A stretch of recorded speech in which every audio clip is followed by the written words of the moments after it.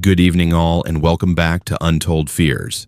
Tonight we are traveling north to the isolated plains and forgotten corners of Alberta, where small towns hide secrets darker than the long winter nights.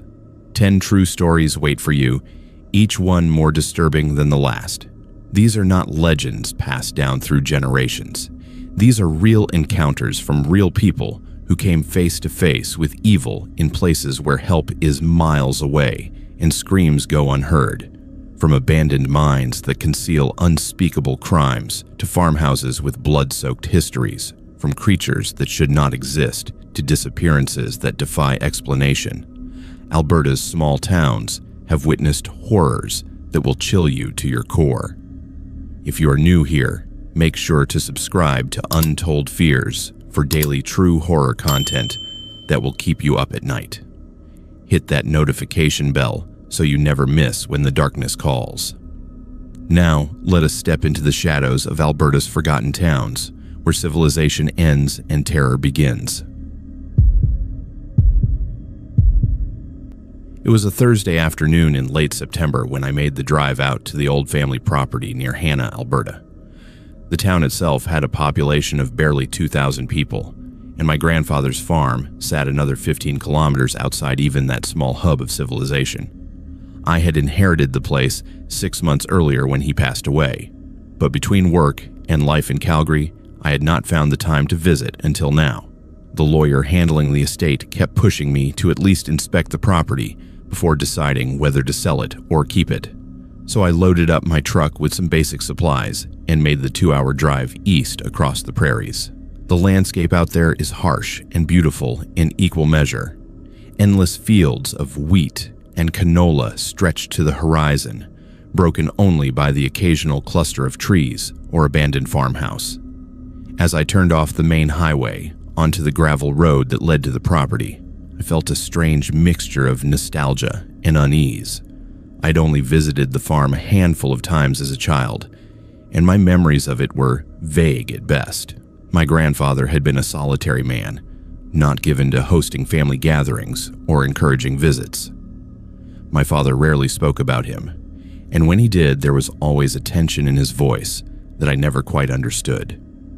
The farmhouse came into view as I crested a small hill. It was a 2-story structure with peeling white paint and a sagging front porch. The barn behind it had partially collapsed, and tall weeds had overtaken what used to be the yard. I parked my truck near the front steps and sat there for a moment, taking it all in. The silence out here was absolute. No traffic sounds, no neighbors. Nothing but the whisper of wind through the dry grass. It was the kind of quiet that made you aware of your own heartbeat. I grabbed my flashlight and toolkit from the truck and approached the house. The front door was unlocked, which surprised me until I realized that out here there was probably no one around for miles to worry about. The hinges groaned as I pushed it open and stepped inside. The air was stale and thick with dust. Furniture sat covered in white sheets like ghosts frozen in time. I walked through the main floor, examining the kitchen, living room, and small bathroom. Everything was dated, probably unchanged since the 1970s, but structurally the house seemed sound enough. It was when I opened the door to the basement that I felt the first real stirring of unease. The stairs descended into darkness, and even with my flashlight, I could only see a few feet ahead. The air that drifted up from below was noticeably colder and carried a damp, earthy smell that made my stomach tighten. I had no logical reason to feel nervous. It was just an old basement. But something about it made me hesitate at the top of those stairs for a long moment before I forced myself to descend. The basement was unfinished, with concrete walls and a dirt floor in some sections. Old tools hung on the walls, and wooden shelves held dusty jars of preserved vegetables that must have been decades old. I swept my flashlight around the space, noting the low ceiling and the support beams that divided the area into smaller sections. That was when I noticed something odd. In the far corner, there was a door. Not a typical basement door, but something that looked newer, out of place among the aged surroundings. It was made of heavy wood and had a deadbolt lock on the outside. I approached it slowly, my footsteps echoing in the confined space. The door had no handle on this side, only the lock. I slid the deadbolt open and pulled. The door swung toward me with surprising ease, revealing a small room beyond. I shone my flashlight inside and felt my breath catch in my throat. The walls of the room were covered in newspaper clippings, dozens of them, yellowed with age and pinned haphazardly across every surface. I stepped inside and began to read them. They were all about the same case, a disappearance that had occurred in 1983. A young woman named Sarah Kowalski had vanished without a trace from a farm outside Hannah. She had been 22 years old. The articles detailed the search efforts, the investigation, the grief of her family. But there had never been any resolution. No body found, no suspects charged, no answers. My hands were shaking as I moved the flashlight across the walls. Why would my grandfather have this room? Why would he be obsessed with this case? I noticed other details then. Scratches on the door frame, deep gouges in the wood, modifications to the room itself.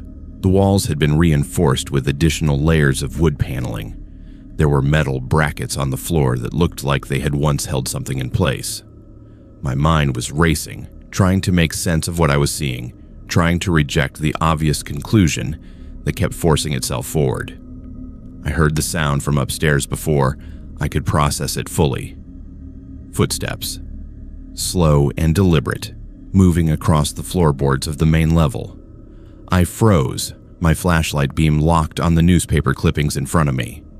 Someone else was in the house. I had not heard a car approach. I had not heard the front door open. But someone was definitely up there, and they were moving toward the basement door. I switched off my flashlight and pressed myself against the wall of the small room, my heart hammering so hard I thought it might give me away. The footsteps reached the top of the basement stairs and stopped. I could hear breathing, steady and calm, not the breathing of someone who was startled or afraid. This person knew exactly where they were and what they were doing. Then the footsteps began descending the stairs, one slow step at a time. I had no weapon, no way to defend myself if this person meant me harm. My phone was in my pocket, but I had no service out here. I was completely alone with whoever this was. The footsteps reached the bottom of the stairs and paused again. I could see the faint glow of a different flashlight playing across the basement walls through the crack in the door. Then a voice, male and rough with age, called out, "I know you're down here. I saw your truck outside." I did not respond. My mind was screaming at me to run, but there was no other exit from this room. The only way out was through the basement and up those stairs. I was trapped. "You must be the grandson," the voice continued. "I have been keeping an eye on this place since your grandfather passed, making sure no one disturbed anything important." The beam of his flashlight moved closer to the small room where I was hiding. I could see his shadow now, cast large and distorted on the concrete wall. He was a big man, and he moved with the careful deliberacy of someone who had done this before. "You found the room," he said, and now his voice was right outside the door. "That is unfortunate. Your grandfather and I had an understanding. He knew things about me, and I knew things about him. Mutually assured destruction, you might say. But you do not have that protection." He pushed the door open fully, and his flashlight beam found me immediately. He was older, probably in his 70s, with a weathered face and cold, calculating eyes. He was not holding a weapon that I could see, but his size alone was enough of a threat. I found my voice, though it came out weaker than I wanted. "What do you want?" He smiled, and it was not a kind expression. "I want you to understand that some things are better left buried. Your grandfather learned that lesson. He learned what happens in this area, what has always happened, and he learned to look the other way. That room you are standing in was his insurance policy. Evidence against me, kept safe in case I ever came after him. But he is gone now, and that changes things." "The girl," I said, the pieces clicking into place with horrible clarity. "Sarah Kowalski. You killed her." His smile widened. "Among others. This land is good for keeping secrets. Your grandfather knew about the first one, found what I had buried on the property line between his farm and mine. Instead of going to the police, he documented everything and built this little room. Told me that if anything ever happened to him, someone would find it and I would go to prison. So we had our arrangement. He stayed quiet and I stayed away from his family. I'm calling the police," I said, pulling my phone from my pocket even though I knew it was useless out here. He laughed, a dry, rasping sound. "No service, boy. We are too far from anything out here. That was always the beauty of it. I could do what I wanted, and no one would ever know. Your grandfather was smart enough to recognize that and make his peace with it. You should do the same." That was when I made my move. I threw my flashlight directly at his face as hard as I could and rushed past him while he recoiled. I heard him curse and stumble, but I did not look back. I ran for the stairs, taking them 2 at a time, my lungs burning with the effort. Behind me, I could hear him recovering, starting to chase. His footsteps were heavy on the stairs, but I had a head start. I burst through the basement door into the main level and ran for the front door. My truck keys were in my pocket, my truck just 30 feet away across the overgrown yard. I could hear him behind me, crashing through the house, shouting something I could not make out over the sound of my own panicked breathing. I hit the front porch at a full sprint and nearly fell down the steps, catching myself on the railing at the last second. My hands fumbled with the truck door, precious seconds lost as I yanked it open and threw myself inside. I jammed the key into the ignition and the engine roared to life. Through the windshield, I could see him emerging from the house, moving toward me with that same deliberate pace. He was not running anymore. He did not need to. He knew this land, knew every road and path for miles, but I had my truck, and I had momentum. I threw the transmission into reverse and floored the gas pedal. The truck shot backward, gravel spraying from the tires. I cranked the wheel and spun the vehicle around, then shifted into drive and accelerated down the long driveway. In my rear-view mirror, I could see him standing in the yard watching me go, his figure growing smaller, but never disappearing entirely until I crested the hill and lost sight of the property. I drove straight back to Calgary without stopping, my hands gripping the steering wheel so hard my knuckles were white.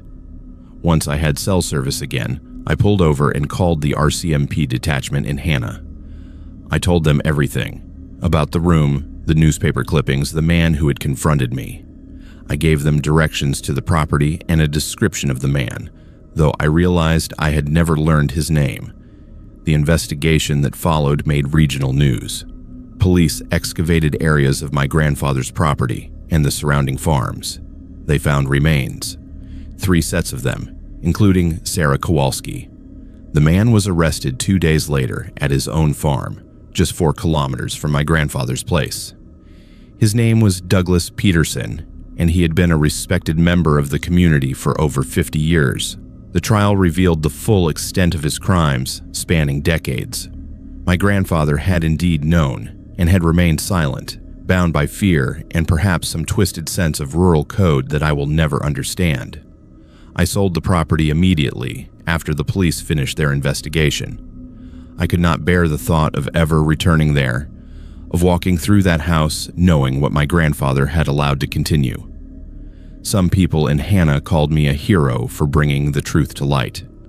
Others, those who had known my grandfather, looked at me with resentment, as if I had betrayed some unspoken agreement. I still have nightmares about that basement room, about the newspaper clippings, and the cold certainty in Douglas Peterson's eyes when he told me some things are better left buried. But the worst part, the thing that truly haunts me, is the question I will never be able to answer. How many times had my grandfather gone down into that basement, opened that locked door, and looked at those clippings? How many times had he reassured himself that his silence was justified, that his family's safety was worth the price of letting a monster walk free? I will never know, and perhaps that is the most disturbing truth of all. I have always been a runner. Since high school, I've made it a habit to go for a jog at least 4 times a week, and when I moved to the small town of Vulcan, Alberta for a teaching position, I was thrilled to discover the trail system that wound through the countryside just outside of town. Vulcan is tiny, with fewer than 2,000 residents, but the people are friendly, and the cost of living allowed me to actually save money on a teacher's salary. The trails became my escape, my way of clearing my head after long days in the classroom. It was late August, that perfect time of year, when the summer heat had broken, but the autumn chill had not yet arrived. I had finished my run and was doing my cool-down walk along the section of trail that ran parallel to a dense cluster of trees. The sun was starting to sink lower in the sky, painting everything in shades of gold and amber. I had my earbuds in, listening to a podcast, feeling completely at peace with the world. That peaceful feeling would not last. I first noticed the sound when I paused the podcast to catch my breath.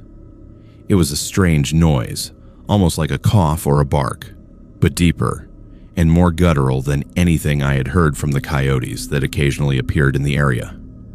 I pulled out my earbuds and stood still, listening. The sound came again, this time from somewhere within the tree line to my left.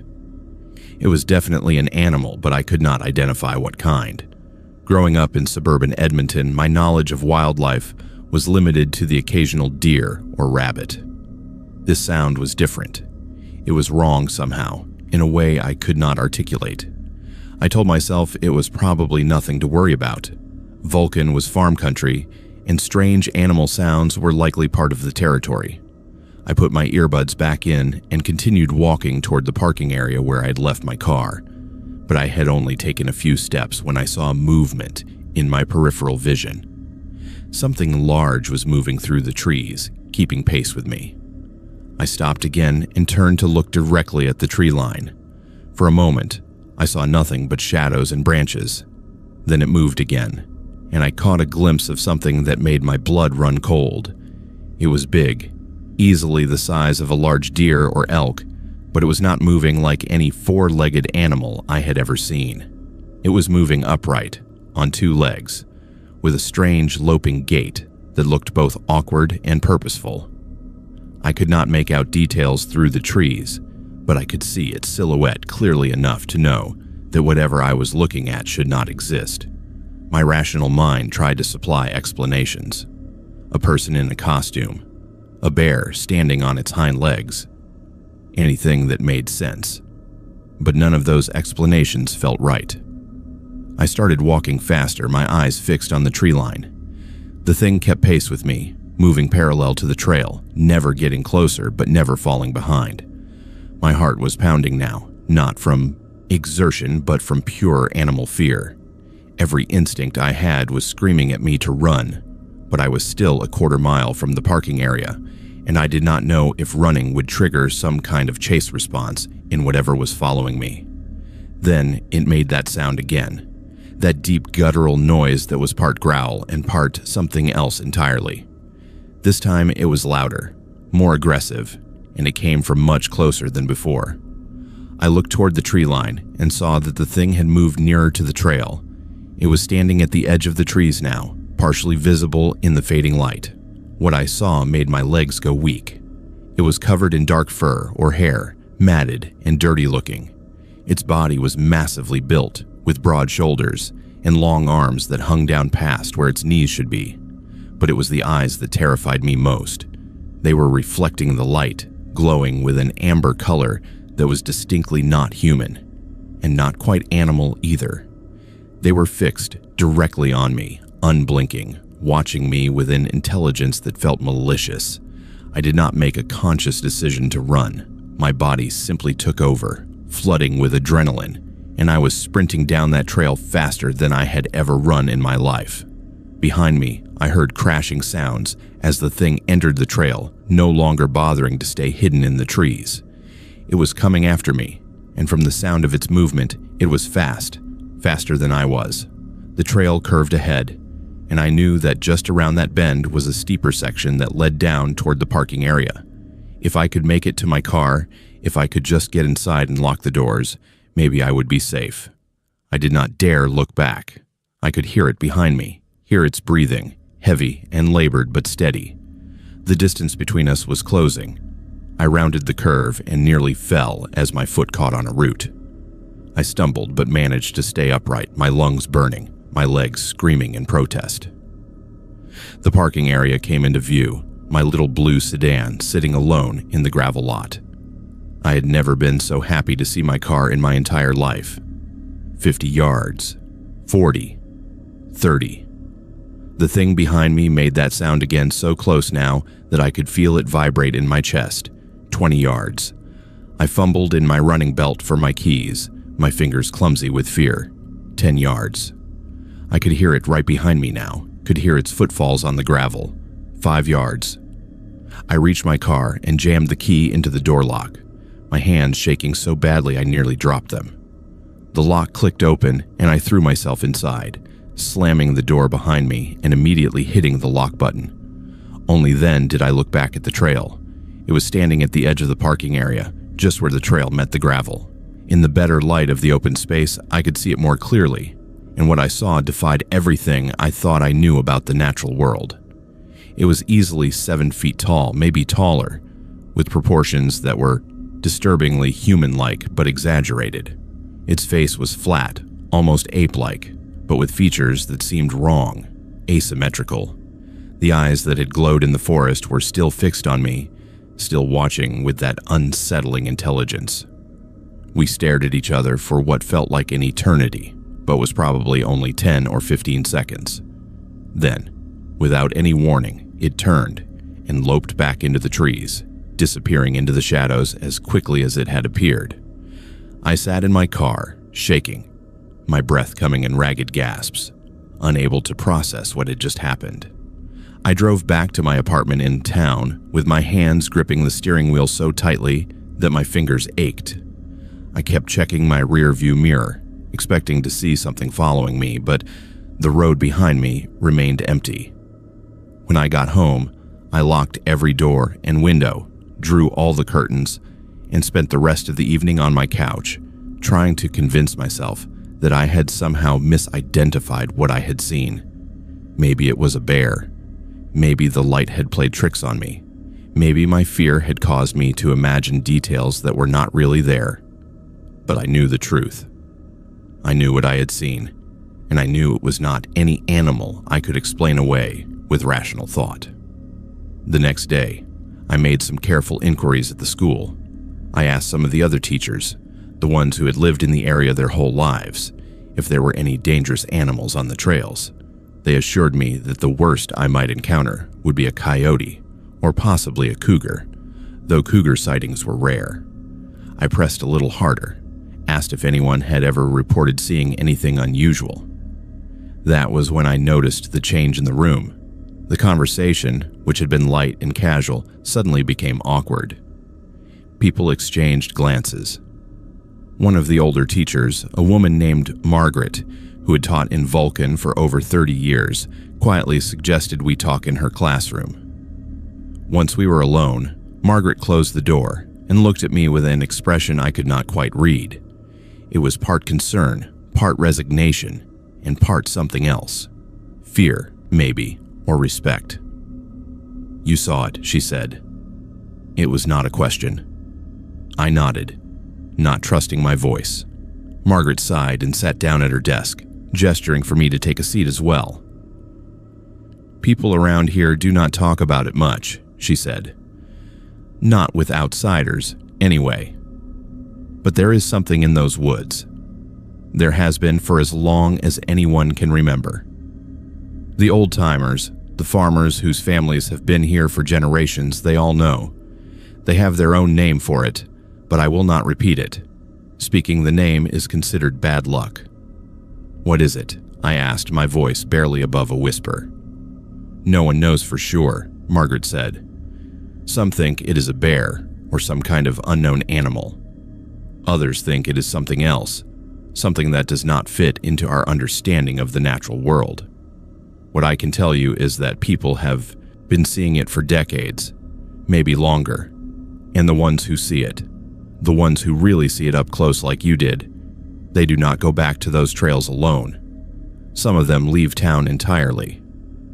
Has it ever hurt anyone? I asked. Margaret was quiet for a long moment. Not that I know of, she finally said, but there have been disappearances over the years. Hikers who went out and never came back. Animals found torn apart in ways that do not match any predator we have in this region. Could be coincidence, could be something else. Most people do not want to know the answer. I thanked Margaret for her honesty and left her classroom feeling even more unsettled than before. The fact that other people had seen this thing, that it was a known presence in the area, somehow made it worse. It meant I had not imagined it. It meant it was real. I stopped running on those trails. I found a route through town instead, circling the streets during daylight hours, never venturing near the tree line. Some of my colleagues noticed the change and understood without me having to explain. They had seen the look in my eyes, the same look that others before me had probably worn. The look of someone who had encountered something they could not forget. Months passed, and life went on. I threw myself into my teaching, built friendships in town, tried to move past the experience. But I never truly forgot. How could I? On clear nights, when I would look out my apartment window toward the dark expanse of countryside beyond the town limits, I would sometimes see movement in the distance. Something large, moving at the edge of the trees, watching, waiting. I'm still in Vulcan. I still teach at the same school, but I never go near those trails, and I never go out after dark unless absolutely necessary, because I know what is out there in those woods, even if I cannot explain it or name it. I know that there are things in this world that exist outside our understanding, creatures that inhabit the spaces between what we know and what we fear, and I know that it saw me just as clearly as I saw it. That on that late August evening we looked into each other's eyes and recognized something. I cannot say what it recognized in me, but what I recognized in it was simple and terrifying. It was aware, it was intelligent, and it did not want to be known. To this day, I cannot shake the feeling that it is still out there, moving through those trees, watching the trail for the next person who wanders too far from safety. I hope whoever that is, they are faster than I was. I hope they make it to their car in time, because I have the terrible suspicion that one day someone will not be so lucky. I moved to Drumheller, Alberta in March of 2023 for what I thought would be a fresh start.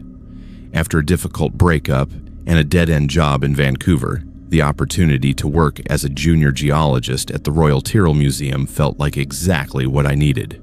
Drumheller is a small town, population around 8,000, nestled in the heart of the Alberta Badlands. The landscape is otherworldly, all canyons and hoodoos, and layers of ancient rock that tell stories millions of years old. It was perfect for someone like me who wanted to lose himself in work and forget about the chaos of his previous life. I found a room to rent in an old house on the east side of town. The landlord was an elderly man named Mr. Henriksen, who lived on the main floor while renting out the 3 bedrooms on the second floor to various tenants. The rent was cheap, the room was furnished, and Mr. Henriksen seemed pleasant enough during our initial meeting.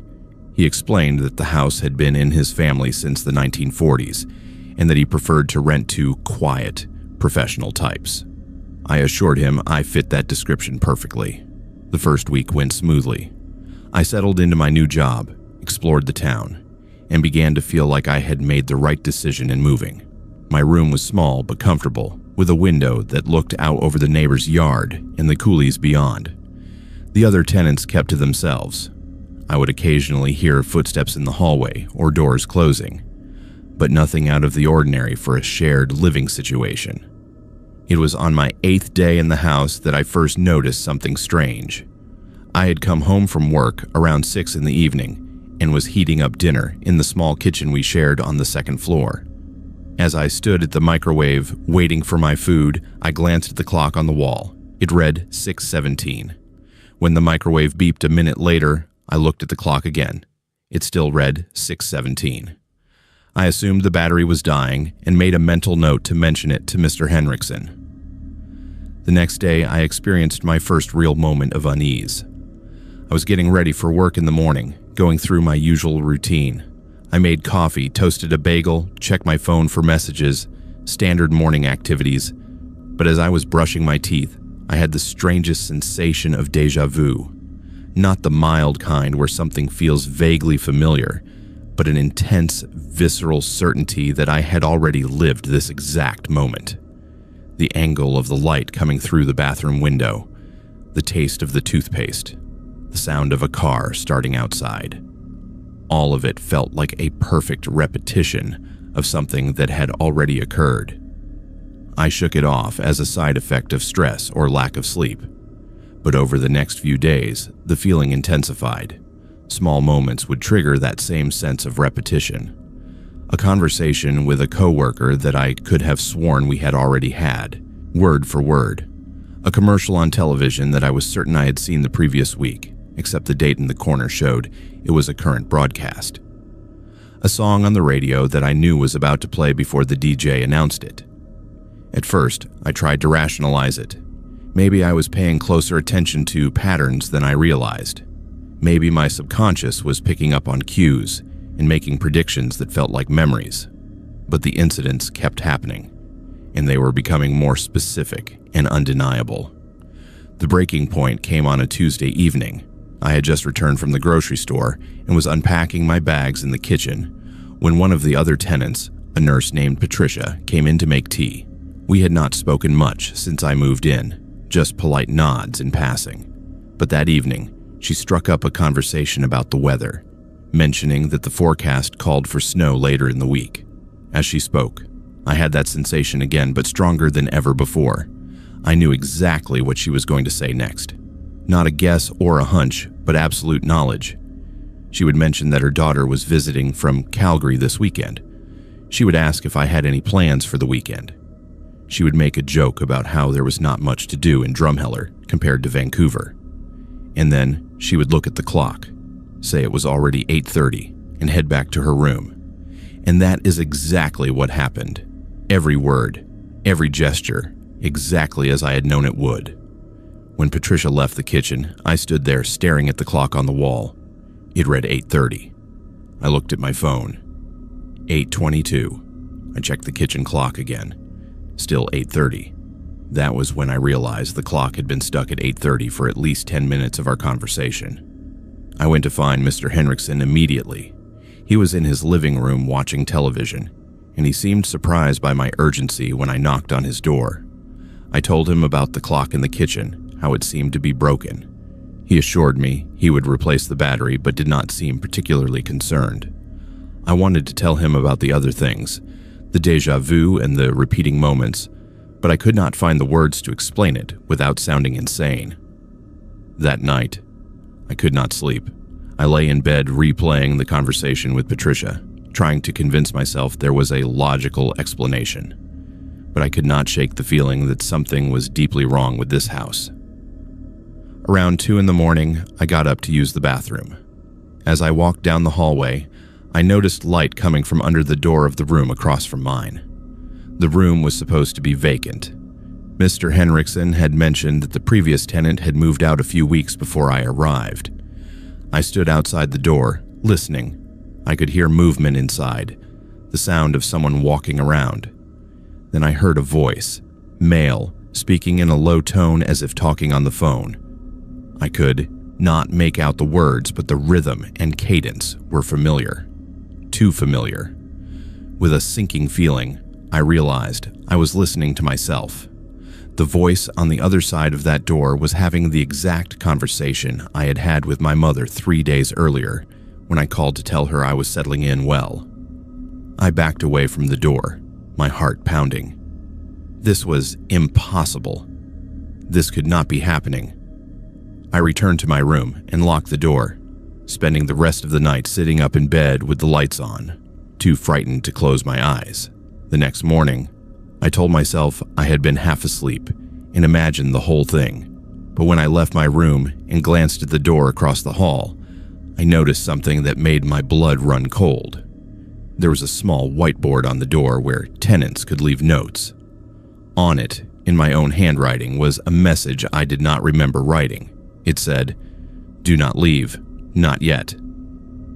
I went straight to Mr. Henriksen and told him I needed to speak with him about the house. He invited me into his living room, and I explained everything: the déjà vu, the repeating moments, the clock, the voice in the empty room, the message on the whiteboard. I expected him to think I was crazy, to suggest I see a doctor or take some time off work. Instead, his expression grew grave and sad. "You are not the first," he said quietly. "The previous tenant in your room, he experienced the same things. He lasted about 3 weeks before he could not take it anymore. The one before him made it almost 2 months. I keep hoping that eventually someone will break the cycle, but so far, no one has." "What cycle?" I demanded. "What is happening in this house?" Mr. Henriksen stood and walked to a bookshelf, pulling down a leather journal. He handed it to me. "This belonged to the man who lived in your room in 1978. His name was Robert Marsh. Read it." I opened the journal and began to read. The entries started normally enough, documenting Robert's life in Drumheller, his work, his hopes for the future. But about 2 weeks in, the entries changed. He began describing experiences identical to mine: the déjà vu, the repeating moments, the sense that time was looping back on itself. The final entry was dated 6 weeks after he moved in. It simply said, "I cannot leave. Every time I try to drive away, I end up back at the house. It is as if the roads themselves loop back. I'm trapped in a cycle I do not understand. If anyone reads this, do not stay. Leave while you still can." I looked up at Mr. Henriksen and what happened to him. "He disappeared," the old man said. "Left everything behind in his room. His car was still parked outside, but he was gone. They never found him. The police assumed he had left on foot and met with some accident in the Badlands, but they never found a body." "And you kept renting the room?" I could not keep the anger out of my voice. "I have to," Mr. Henriksen said, and for the first time I saw real fear in his eyes. "If the room stays empty, the phenomenon spreads to the rest of the house. Other tenants start experiencing it. I start experiencing it. But if someone is occupying that room, it stays contained to them. I know it is terrible, and I have tried everything to fix it. Priests, mediums, investigators. Nothing works. The house wants someone in that room." I stood up, the journal still clutched in my hands. "I am leaving. Right now." "You can try," Mr. Henriksen said sadly, "but I do not think it will let you go that easily. Not now that it has you in its grip. Robert tried to leave dozens of times according to his journal. He always ended up back here." I did not believe him. I ran upstairs, threw my belongings into my suitcase, and carried everything down to my car. Mr. Henriksen watched from the porch, but did not try to stop me. I drove out of town, heading west toward Calgary. I was going to get as far away from Drumheller as possible and never look back. But something strange happened. The highway seemed longer than it should have been. I drove for what felt like an hour, but the landscape never changed. The same coulees, the same rock formations, the same sparse vegetation. I checked my GPS. It showed I was making progress, that I was getting closer to Calgary. But when I looked out the window, I could swear I was seeing the same landmarks over and over again. Then I crested a hill and saw Drumheller spread out below me. I was back at the east entrance to town, exactly where I had started. I checked my odometer. I'd driven 70 kilometers. I checked my GPS again. It showed I was in Calgary at the address I had been heading for. But my eyes showed me Drumheller. I sat in my car on the side of the road, fighting back panic. I tried again. This time I drove east toward Medicine Hat. Same result. After an hour of driving, I found myself back in Drumheller. I tried south, then north. Every direction led me back to the same place. Mr. Henriksen had been right. I could not leave. I have been in Drumheller for 8 months now. I still go to work, still maintain the appearance of a normal life. But I know the truth. I'm trapped in something I cannot understand or escape.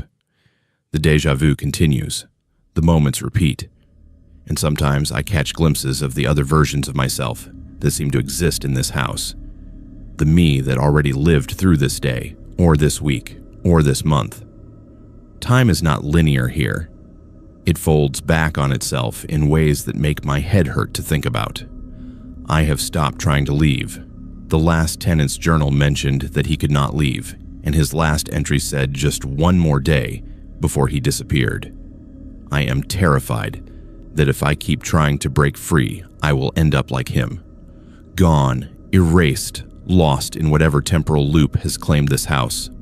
So I stay, and I live the same days over and over, and I try not to think about what it means that I can sometimes hear my own voice in the empty room across the hall, living through conversations I have not yet had. If you ever find yourself in Drumheller looking for a place to rent, and an old man named Henriksen offers you a cheap room in his house, do not take it. Walk away. Drive away. Get as far from that place as you can, because once the house has you, once you start experiencing those repeating moments, you will never truly be free. You will be trapped in an endless Tuesday, or Wednesday, or whatever day the house decides to loop for you, and eventually you will disappear like all the others, leaving nothing behind but a journal and a warning that no one will heed. I have always considered myself a practical person. I work as a wildlife biologist. I believe in data and observation, and I have spent countless nights camping alone in remote locations without ever feeling afraid. So when I planned a solo camping trip to the Alberta Badlands near the abandoned settlement of Blériot in June of last year, I expected nothing more than a peaceful weekend of hiking and photography. What I experienced instead has left me with questions I cannot answer and gaps in my memory that terrify me more than any explanation could. Blériot is a ghost town, one of many scattered across the prairies that were abandoned during the Dust Bowl era or shortly after. Only a few crumbling foundations remain, along with the skeletal frames of what were once homes and businesses. The landscape around it is harsh and beautiful, all eroded coulees and exposed layers of sedimentary rock. I had been wanting to explore the area for months, and I finally had a free weekend to make the trip. I arrived on a Friday afternoon in late June. The drive from Edmonton had taken about 3 hours, and I spent the last 30 minutes on increasingly rough dirt roads until I reached the spot I had scouted on satellite imagery. It was a flat area near one of the old building foundations, sheltered from the wind by a low ridge. I set up my tent, organized my gear, and spent the remainder of the daylight exploring the immediate area and taking photographs of the ruins. The sun set around 9:30, and I made myself dinner on my camp stove while watching the sky turn from orange to deep purple. The silence out there was absolute. No highway noise, no aircraft, not even the sound of insects. Just the occasional whisper of wind across the rocks. I felt completely at peace. I went to bed around 11, crawling into my sleeping bag with the satisfaction of a successful first day. That is the last clear memory I have for 8 days. The next thing I remember with any certainty is waking up in my tent with sunlight streaming through the fabric. I felt disoriented and groggy, as if I had overslept by hours. I checked my watch. It was 2 in the afternoon. That seemed odd, but I figured I must have been more exhausted than I realized. I unzipped my tent and stepped outside, immediately noticing that something was wrong. My gear was scattered everywhere. My backpack was 20 feet from the tent, its contents strewn across the ground. My camera was sitting on top of one of the old foundations, positioned carefully, as if someone had placed it there deliberately. My camp stove was disassembled, the pieces arranged in a perfect circle around my tent. None of this made sense. I am meticulously organized when I camp. I would never leave my gear like this. I checked my phone, thinking maybe I had gotten drunk the previous night and forgotten, though I had not brought any alcohol with me. The phone was dead despite having been fully charged when I went to bed. I walked back to my truck to get my charging cable and noticed that the driver's side door was hanging open. I never leave doors open when camping in remote areas. It is an invitation for animals to get inside. I plugged my phone into the truck's USB port and waited for it to power on. When it did, I felt my stomach drop. The date showed June 23rd. I had arrived on June 15th. According to my phone, I had been out here for 8 days, but I only remembered one night. One single night. I scrolled through my photos with shaking hands. There were hundreds of images I did not remember taking. Pictures of the ruins from every conceivable angle, close-ups of rocks and plant life, selfies of me smiling at the camera, looking perfectly normal and happy. The timestamps on the photos showed they had been taken over the course of the entire week. Every day, multiple times per day, but I had no memory of taking any of them. Some of the photos were disturbing in ways I could not articulate. There was a series taken at night, the flash illuminating the darkness around my tent. In several of them, my camping gear had been arranged in strange patterns, circles, spirals, lines radiating out from a central point. In one photo, my sleeping bag was spread out on the ground 50 feet from my tent, positioned as if someone had been lying there, staring up at the stars. The final series of photos was the most unsettling. They showed the old foundation of what must have been the largest building in Blériot, probably a general store or community hall. My belongings were arranged in a perfect circle around the foundation. My clothes, my food, my camping equipment, everything I had brought with me. And in the center of the foundation, barely visible in the photo, were marks scratched into the dirt, symbols or letters, I could not tell which. The photo was slightly out of focus, as if my hands had been shaking when I took it. I ran to the foundation. My belongings were still there, arranged exactly as they appeared in the photo. I stood at the edge of the circle, afraid to step inside, trying to understand what had happened to me. The marks in the dirt were still visible, though the wind had already begun to blur them. They looked like writing, but not in any alphabet I recognized. Crude lines and curves that suggested meaning without conveying it. That is when I noticed the marks on my arms. Scratches, dozens of them, running up and down my forearms. They were not deep, more like the kind of scratches you get from walking through brush, but I was wearing long sleeves and I could not remember taking them off all week. I checked the rest of my body.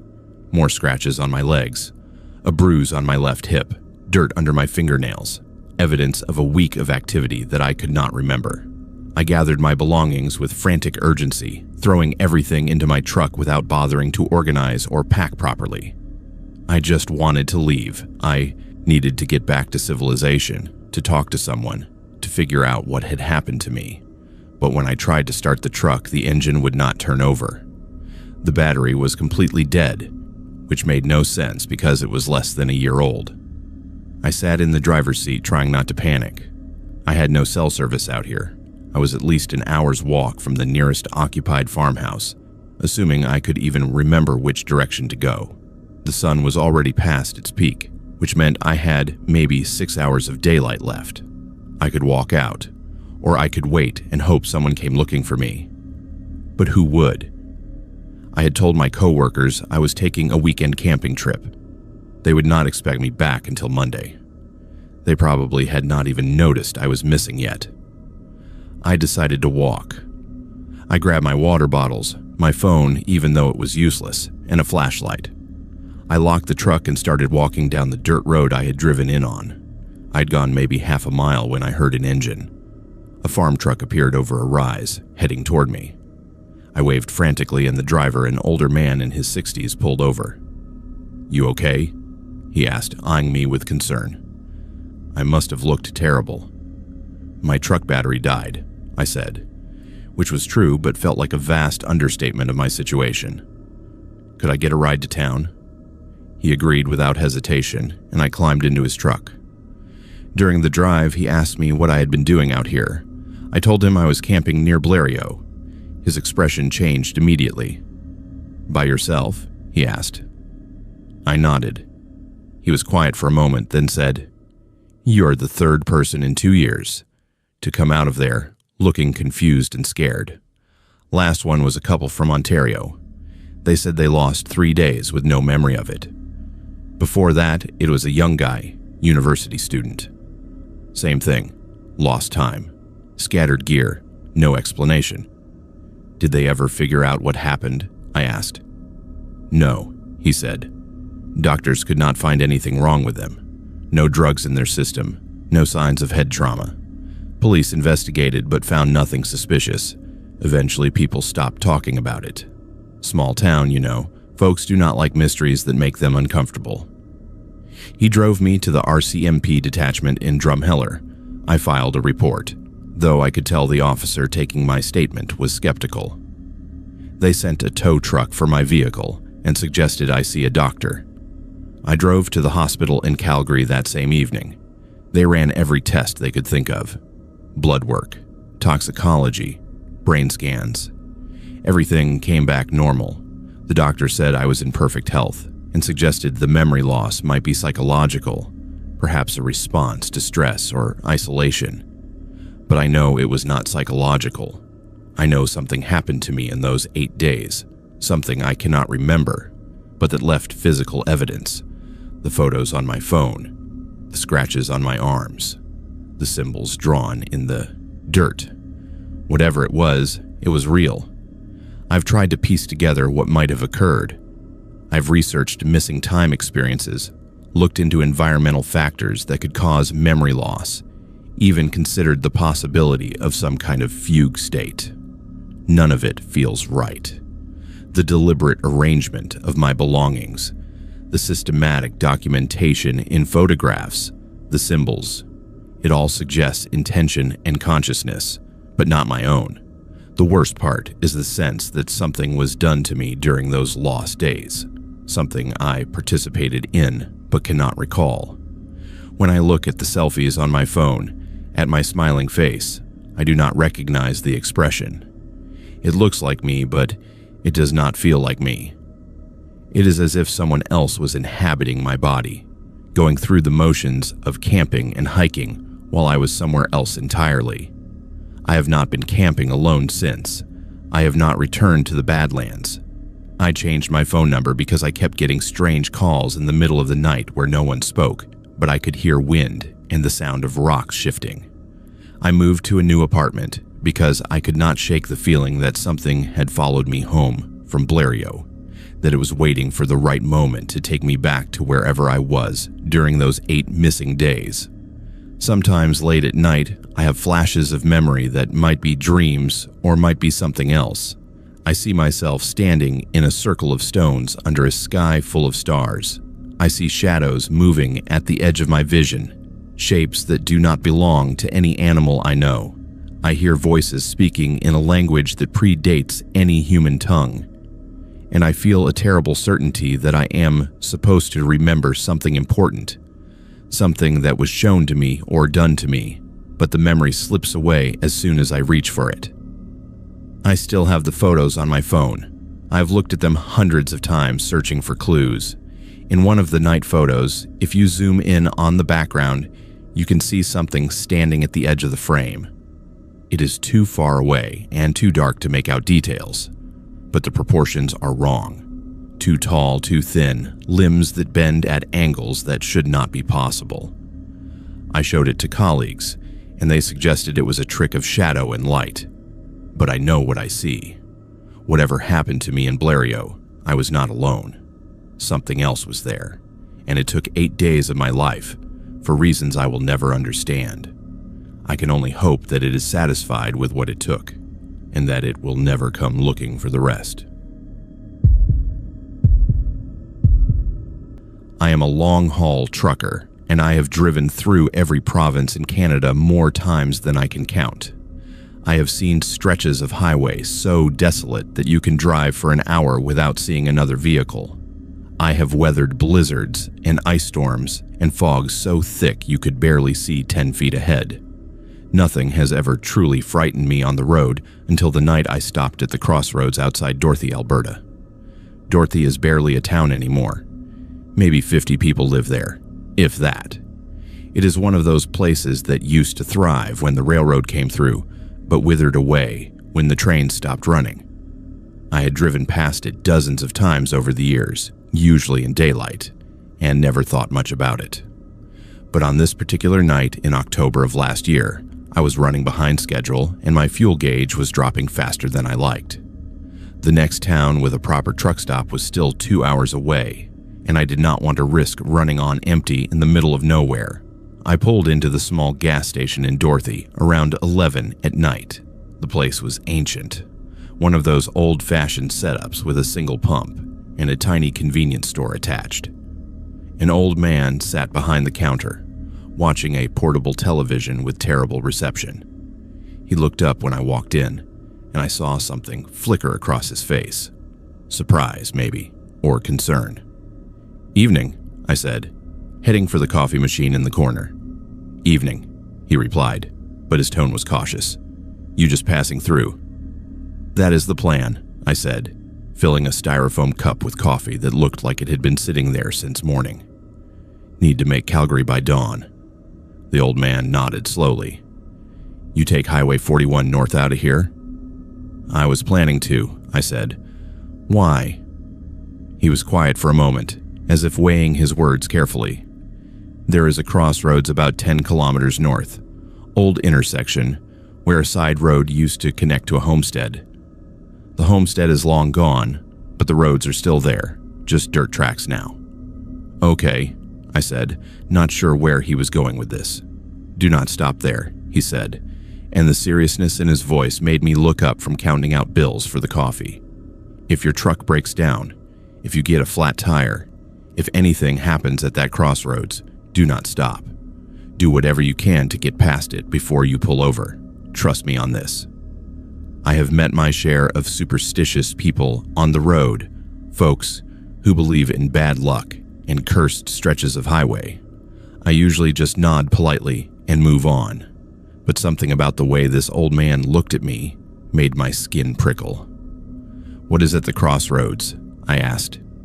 "Nothing you want to meet," he said. "Nothing anyone wants to meet. People who stop there, sometimes they do not leave the same as they arrived. Sometimes they do not leave at all." I thanked him for the warning, paid for my coffee, and headed back to my truck. I told myself it was just small-town folklore, the kind of story people tell to make their boring lives more interesting. But as I pulled back onto the highway and continued north, I could not shake the uneasiness that had settled over me. The highway was completely empty. No other vehicles in either direction, no lights except my own headlights cutting through the darkness. The landscape out here is flat and featureless, just endless prairie stretching away on both sides. I drove for about 15 minutes before I saw the crossroads ahead. 2 dirt roads intersecting the highway, one on each side, forming a perfect cross. In the middle of the intersection, barely visible in my headlights, was an old wooden post with weathered boards nailed to it. The kind of marker that used to show directions to homesteads or towns that no longer existed. I was going to drive straight through without a second thought. But as I approached the intersection, my truck began to shudder. The engine made a grinding sound I had never heard before, and the steering wheel jerked hard to the right. I fought to keep the truck on the road, but it was pulling toward the crossroads with a force that did not feel mechanical. It felt deliberate. The truck came to a stop directly in the center of the crossroads, the engine dying completely. I sat there in the sudden silence, my heart hammering, remembering the old man's warning. Do not stop at the crossroads. But I had not chosen to stop. The truck had stopped on its own. I tried to restart the engine. The key turned, but nothing happened. Not even the clicking sound you get from a dead battery. Just absolute silence. I checked my phone. No signal, which was not surprising out here. I was completely alone. That is when I noticed the wooden post. It was directly in front of my truck, maybe 10 feet away, and I could see now that the boards nailed to it had writing carved into them. Not painted, carved directly into the wood. The letters were crude and deep, as if someone had spent hours gouging them out with a knife. I could not read what they said from inside the truck. I know what you're thinking. Stay in the truck, lock the doors, and wait for another vehicle to come by. That is exactly what I was thinking too. But the longer I sat there, the more I felt compelled to look at those boards, to read what was carved into them. It was not curiosity. It was something stronger, something that felt like it was coming from outside my own mind, an insistence that I needed to see what was written there. I opened the truck door and stepped down onto the pavement. The night was absolutely still. No wind, no animal sounds, nothing. Just the kind of silence that feels wrong, as if the world is holding its breath. I walked toward the wooden post, my boots echoing on the asphalt. The carvings were names, dozens of them, maybe hundreds, covering every inch of the boards.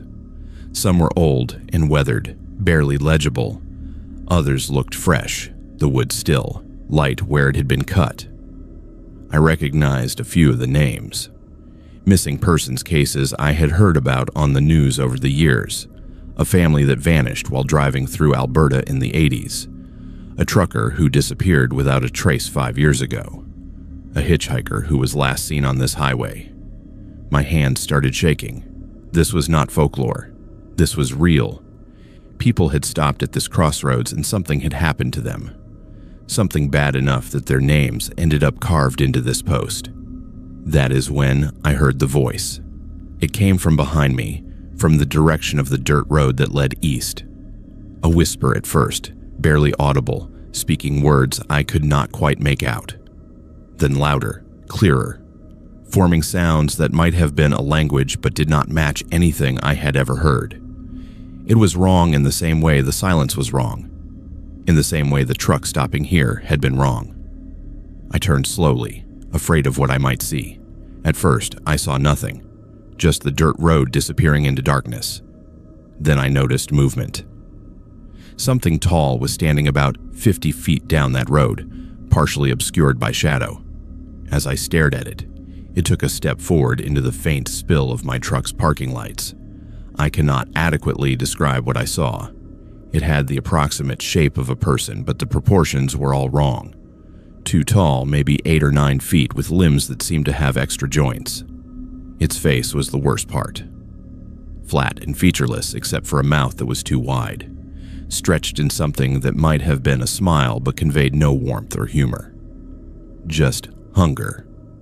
It spoke again, and this time I understood one word mixed in with the incomprehensible sounds. My name. It said my name in a voice that sounded like wind through a cracked window. I ran back to my truck, threw myself into the driver's seat, and turned the key with shaking hands. The engine roared to life immediately, as if it had never been dead at all. I did not question it.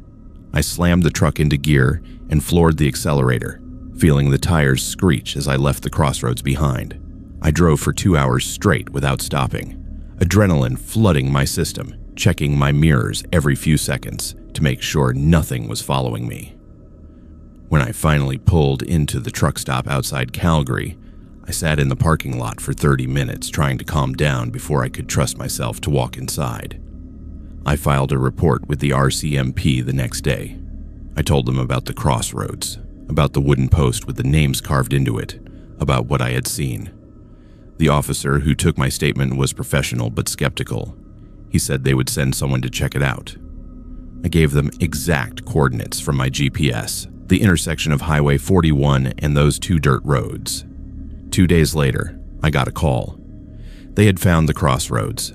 They had found the wooden post, but according to the officer, the post had no carvings on it. Just an old weathered marker with a few rusted nails sticking out. No names. No evidence that anything had ever been written there. I know what I saw. I know what I read on those boards. I know that thing I encountered was real, no matter how impossible it sounds. But I also know that no one will ever believe me, just like they have probably not believed the others who stopped at that crossroads and lived to tell about it. I have changed my routes. I do not drive through Dorothy anymore. I do not care if it adds 3 hours to my trip. I will take the long way around, drive on major highways with plenty of traffic, Stay away from those empty stretches of road where things that should not exist wait in the darkness. And I will never forget the last thing I saw as I drove away from that crossroads. In my rearview mirror, just for a second before it vanished, I saw the thing standing in the middle of the intersection. It was not watching me leave. It was carving something into the wooden post with one of those impossibly long fingers, adding another name to the collection. I pray it was not mine. I have always been drawn to abandoned places. There is something fascinating about walking through spaces that were once filled with life and activity, seeing the layers of history left behind. As an urban explorer and photographer, I have documented dozens of abandoned sites across Western Canada. Factories, hospitals, schools, you name it. I have never been afraid of these places. The dead do not scare me. It is the living you have to worry about. That was my philosophy until I explored the old coal mine near Wayne, Alberta. Wayne is a ghost town in the truest sense. It sits in a valley outside Drumheller, accessible by a winding road that crosses the Rosebud River 11 times via a series of old wooden bridges. At its peak in the 1920s, Wayne had a population of over 2,000 people working in the numerous coal mines that honeycombed the surrounding hills. Today, fewer than 30 people live there, and most of the mine entrances have been sealed or collapsed. Most, but not all. I had heard about one particular mine from another explorer I met at a convention in Calgary. He told me it was accessible if you knew where to look, and that the interior was relatively stable. He also mentioned that very few people explored it because the locals strongly discouraged anyone from going near it. That, of course, made me want to see it even more. I convinced my friend Sarah to come with me. She was less experienced than I was, but eager to learn, and I felt better having someone along as a safety precaution. We made the drive out to Wayne on a Saturday in September, arriving around 10 in the morning. The weather was perfect, clear and cool, ideal for spending several hours underground. Finding the mine entrance took longer than I expected. It was not marked on any map, and we had to hike about 2 kilometers up a steep hillside, following vague directions and looking for landmarks. When we finally found it, I understood why it had remained relatively unknown. The entrance was partially hidden by brush and was only about 4 feet high, requiring us to crouch to enter. A rusted chain with a faded warning sign had been strung across the opening at some point, but had long since been broken. We ducked inside, switching on our headlamps and letting our eyes adjust to the darkness. The tunnel was rough-hewn, with wooden support beams that looked frighteningly old and unstable. Water dripped steadily from the ceiling, and the air had that distinctive underground smell of damp earth and minerals. We moved slowly, testing each step, documenting everything with our cameras. About 50 meters in, the tunnel opened into a larger chamber. This appeared to be a work area, with the remains of old equipment scattered around. Rusted tools, pieces of rail track, a collapsed wheelbarrow. Sarah was excited, taking photos of everything while I examined the walls and ceiling for signs of instability. That was when I noticed the second tunnel branching off from the chamber, heading deeper into the hillside. "Should we check it out?" Sarah asked, following my gaze. I hesitated. Our rule was to never go deeper than we could safely retreat from if something went wrong. But the tunnel looked solid, and I could see that it widened further in. Against my better judgment, I agreed. We followed the second tunnel for what I estimated was another 100 meters, passing through 2 more chambers before we reached a section that made me stop in my tracks. The walls here were different. Instead of rough mining cuts, they had been deliberately smoothed and reinforced with concrete. This was not original mine construction. Someone had done this much more recently. "Abigail," Sarah said quietly, and I heard the tension in her voice. "Look at this." She was standing near a recess in the wall that looked like it had been carved out deliberately. Inside the recess were items that clearly did not belong in an abandoned mine. Blankets, relatively new and folded neatly, plastic bottles of water, non-perishable food in sealed containers, and most disturbing, a collection of women's jewelry spread out on a flat rock like a display. My stomach tightened. Someone was using this mine. Someone was living here, or at least spending significant time here, and based on what I was seeing, they were not here for innocent reasons. "We need to leave," I said. "Right now." Sarah did not argue. We turned to head back the way we came, moving faster now, no longer concerned with documenting our surroundings. We had just reached the first large chamber when we heard it. Footsteps, coming from the direction of the entrance. Someone else was in the mine, and they were between us and the only way out. We switched off our headlamps immediately and pressed ourselves against the wall in the darkness. My heart was hammering so hard I was sure whoever it was would hear it. The footsteps were slow and deliberate, accompanied by a dragging sound, as if the person was pulling something heavy. A flashlight beam swept across the chamber, and I caught a glimpse of a large figure before the light moved on. The person stopped in the center of the chamber. I could hear breathing, heavy and labored, then a voice, male and rough, speaking to himself. "I know someone was here. Fresh footprints in the mud. Came in this morning, looks like." I felt Sarah's hand grip my arm so tightly it hurt. We were trapped. If we tried to run for the entrance, he would catch us in the tunnel. If we stayed where we were, he might search the chamber and find us. Our only option was the deeper tunnel, but that led to a dead end. The man started walking in our direction. His flashlight beam played across the walls, coming closer. I made a split-second decision. I grabbed Sarah's hand, and we moved as quietly as possible toward the second tunnel, the one that led deeper into the mine. Behind us, I heard the man stop. "I can hear you," he said, and his voice was calm, almost amused. "There is no point hiding. This mine has only one entrance. I can wait all day at the exit. Eventually you will have to come out, and I will be there." We kept moving, reaching the concrete reinforced section of tunnel. I desperately scanned the walls with my headlamp, now switched to its dimmest setting, looking for anything that might help us. That is when I saw it. A narrow crack in the wall, partially hidden by shadows. I moved closer and realized it was another passage, probably a ventilation shaft or an escape route. It was tight, barely wide enough for a person to squeeze through, but it was something. I pushed Sarah toward it. "Go," I whispered. "I will be right behind you." She hesitated for only a second before she started squeezing through the gap. I glanced back down the tunnel. The man's flashlight was getting closer. I could hear him moving through the concrete section now, could hear him speaking again. "Found your little nest, did you? Saw my collection? Those are souvenirs. Every one of them belonged to someone who came poking around where they should not have." I squeezed into the crack after Sarah, feeling the rough stone scraping against my shoulders and back.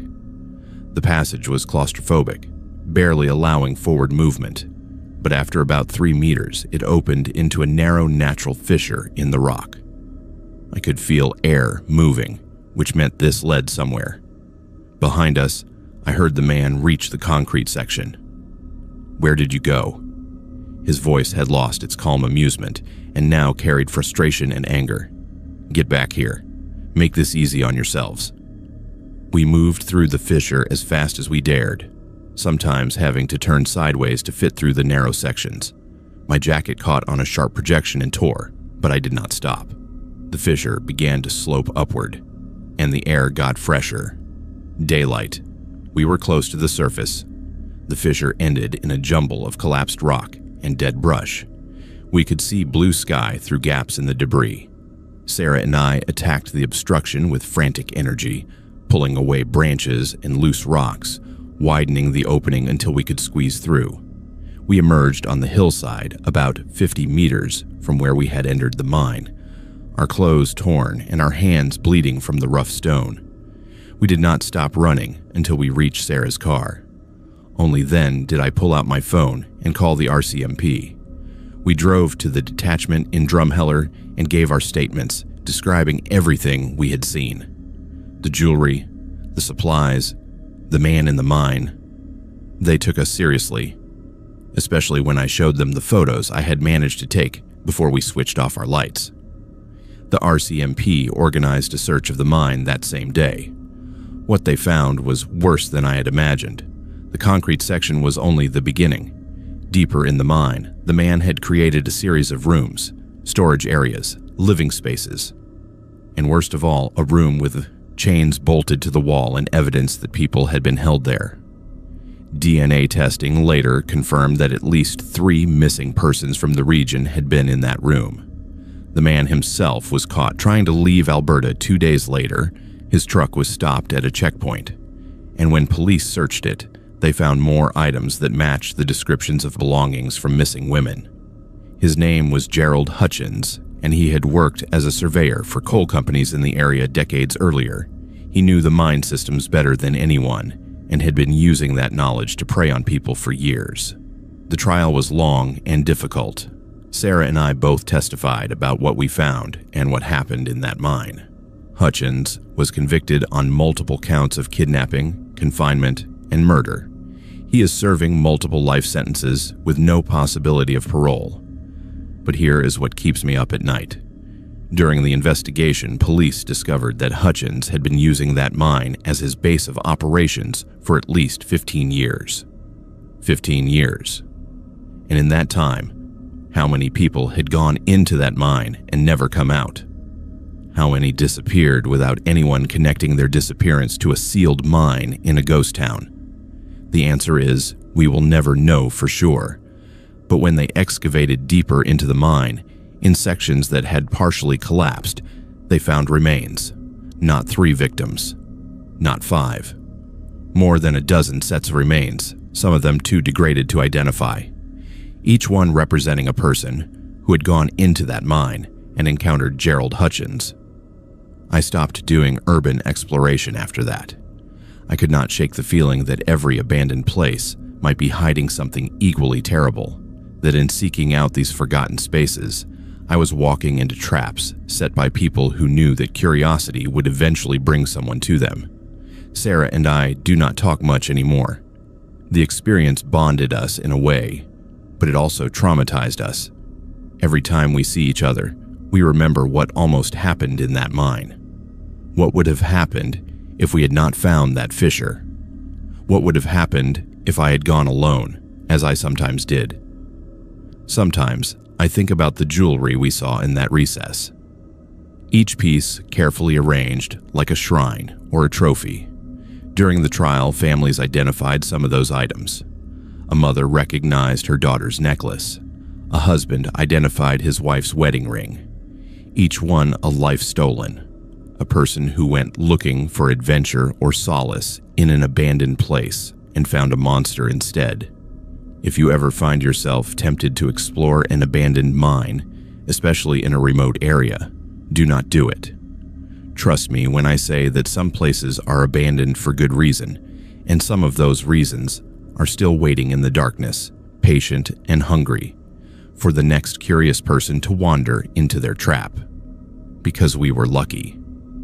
We found a way out, but more than a dozen others were not so lucky, and their names are carved into my memory just as deeply as Gerald Hutchins carved his evil into that hillside.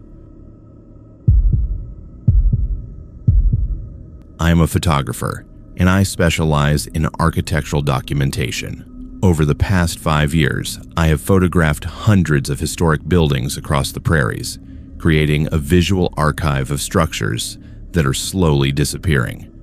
It is solitary work, but I find it meditative.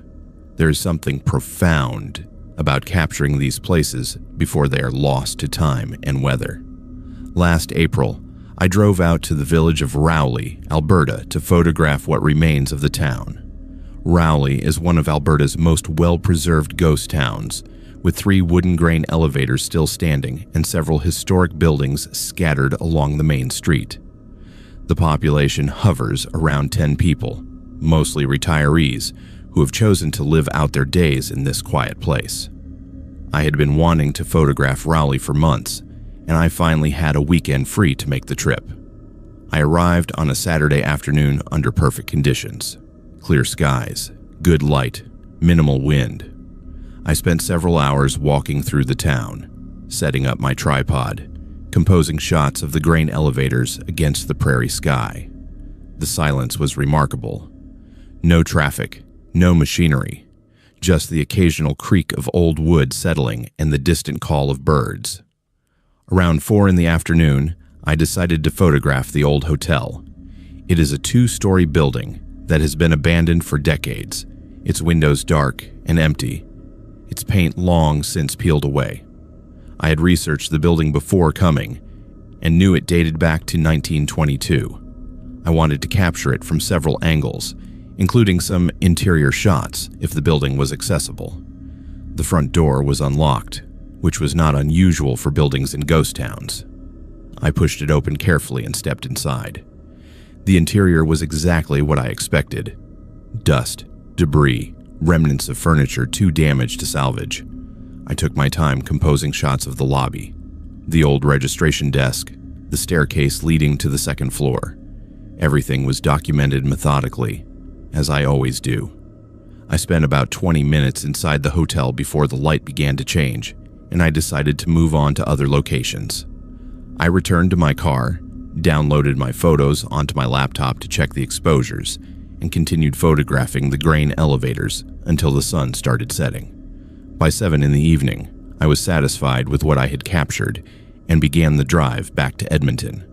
It was not until that night, when I was reviewing the photos in detail on my desktop computer, that I noticed something impossible. In several of the shots I had taken inside the hotel, there were figures in the windows, human shapes, clearly visible, standing in the second floor windows looking down at where I had been standing in the street below. At first, I thought it must be reflections or artifacts from dust on my lens, but as I examined the images more carefully, I realized these were not reflections. These were people, or rather the shapes of people. They appeared in multiple shots from different angles, always in the windows, always watching. In one particularly clear image, I could make out details. A woman in what looked like a long dress from the 1920s. A man in a suit and hat, both of them staring directly at the camera. I felt a cold knot form in my stomach. I'd been inside that hotel. I'd walked through every room on the ground floor.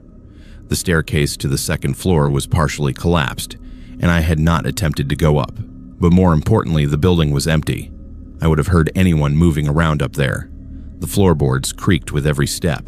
It would have been impossible for people to be on the second floor without me knowing. I pulled up the images I had taken from inside the hotel, the shots of the staircase and the lobby.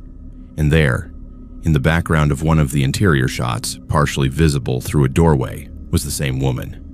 She was standing in what I assumed was a side room facing away from the camera, her dress and posture suggesting she was from another era entirely.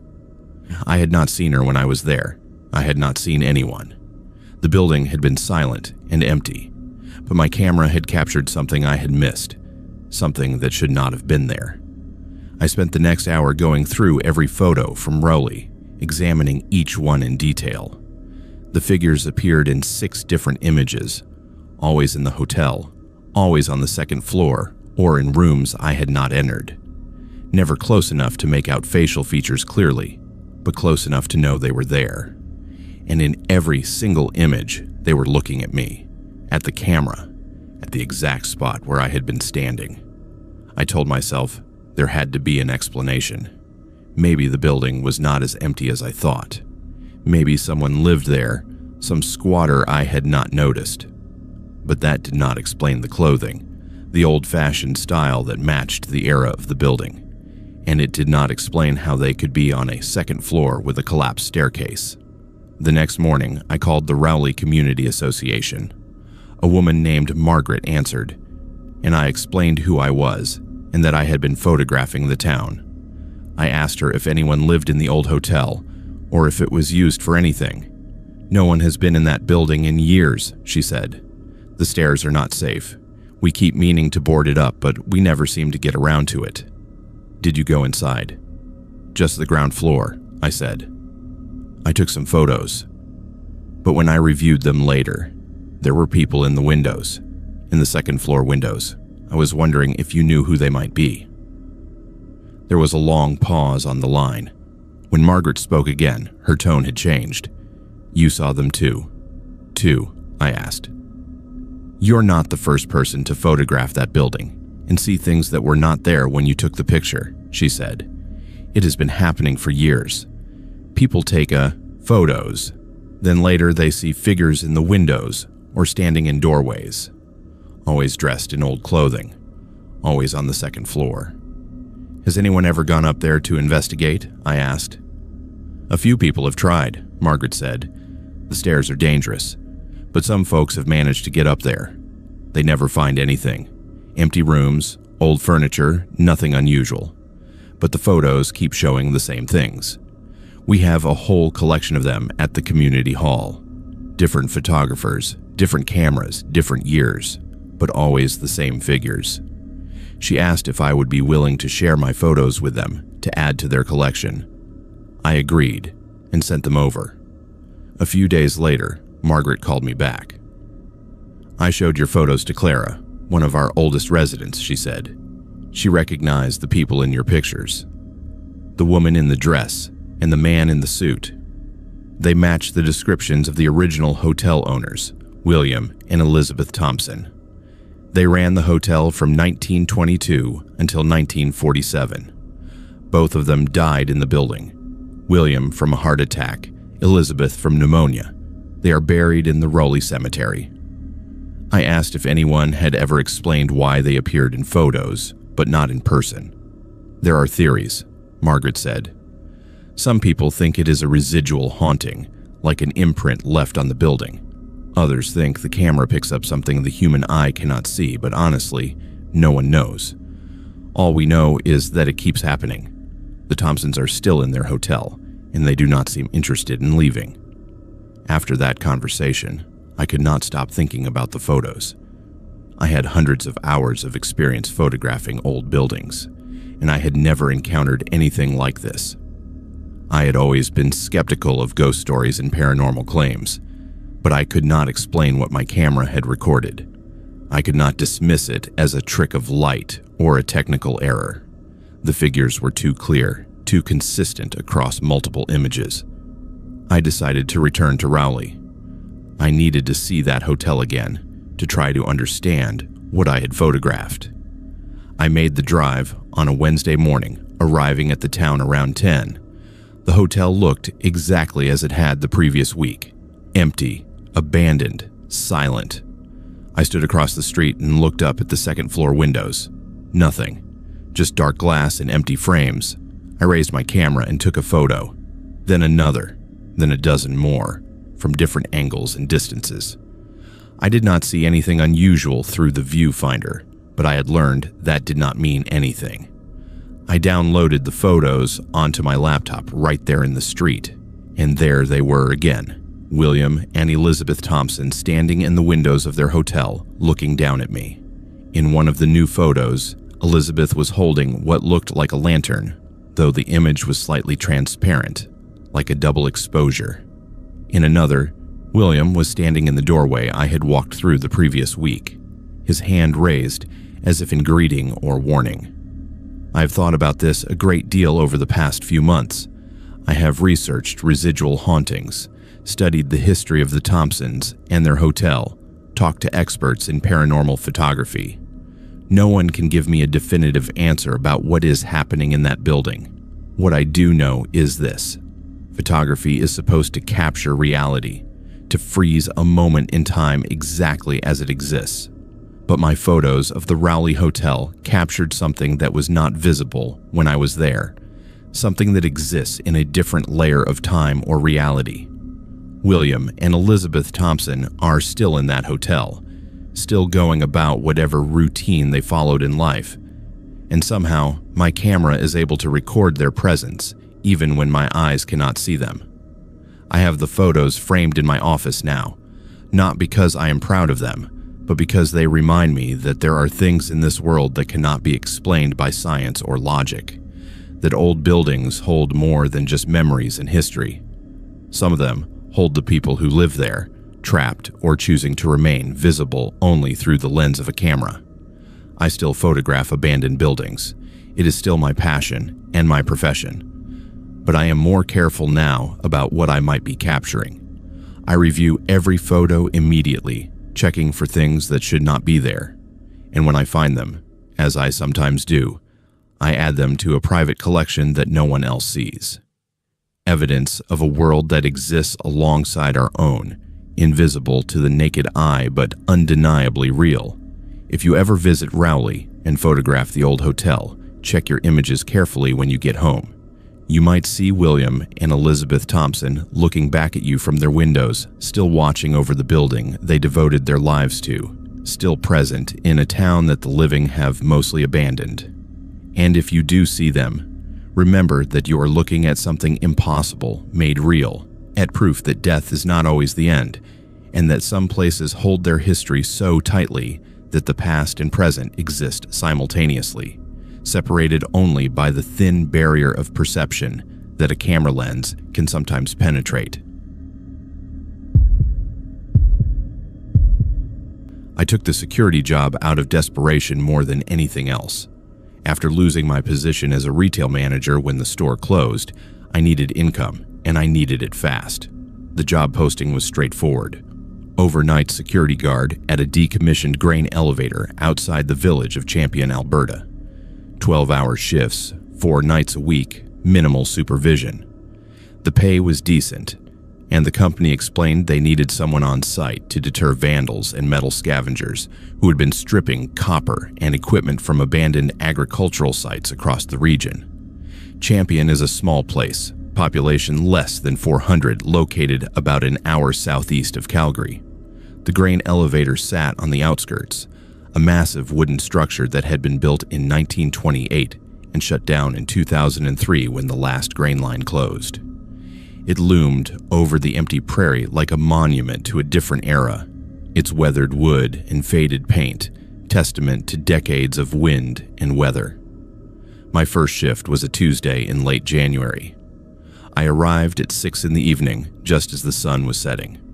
The site supervisor, an older man named Gerald, showed me around. The elevator had 5 main levels connected by a network of metal stairs and catwalks. The ground floor held the old office, which had been converted into a security station with a desk, a chair, a space heater, and a bank of monitors connected to cameras placed throughout the structure. The upper levels were storage bins and machinery rooms, all empty now, just vast spaces filled with shadows and the lingering smell of grain dust. The cameras cover most of the important areas, Gerald explained, pointing to the monitors. But you should do physical rounds every couple of hours. Walk the building, check the doors, make sure no one has broken in. We have had problems with thieves cutting through fences and stripping wire. Your main job is to be a visible presence and call the RCMP if you see anyone suspicious.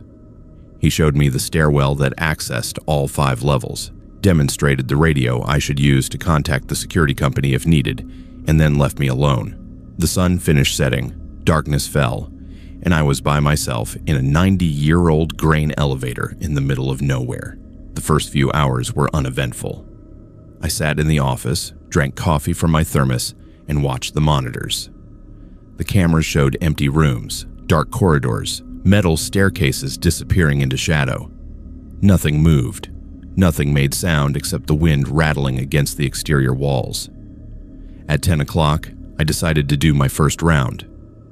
I took my flashlight and walked out of the office, heading for the main stairwell.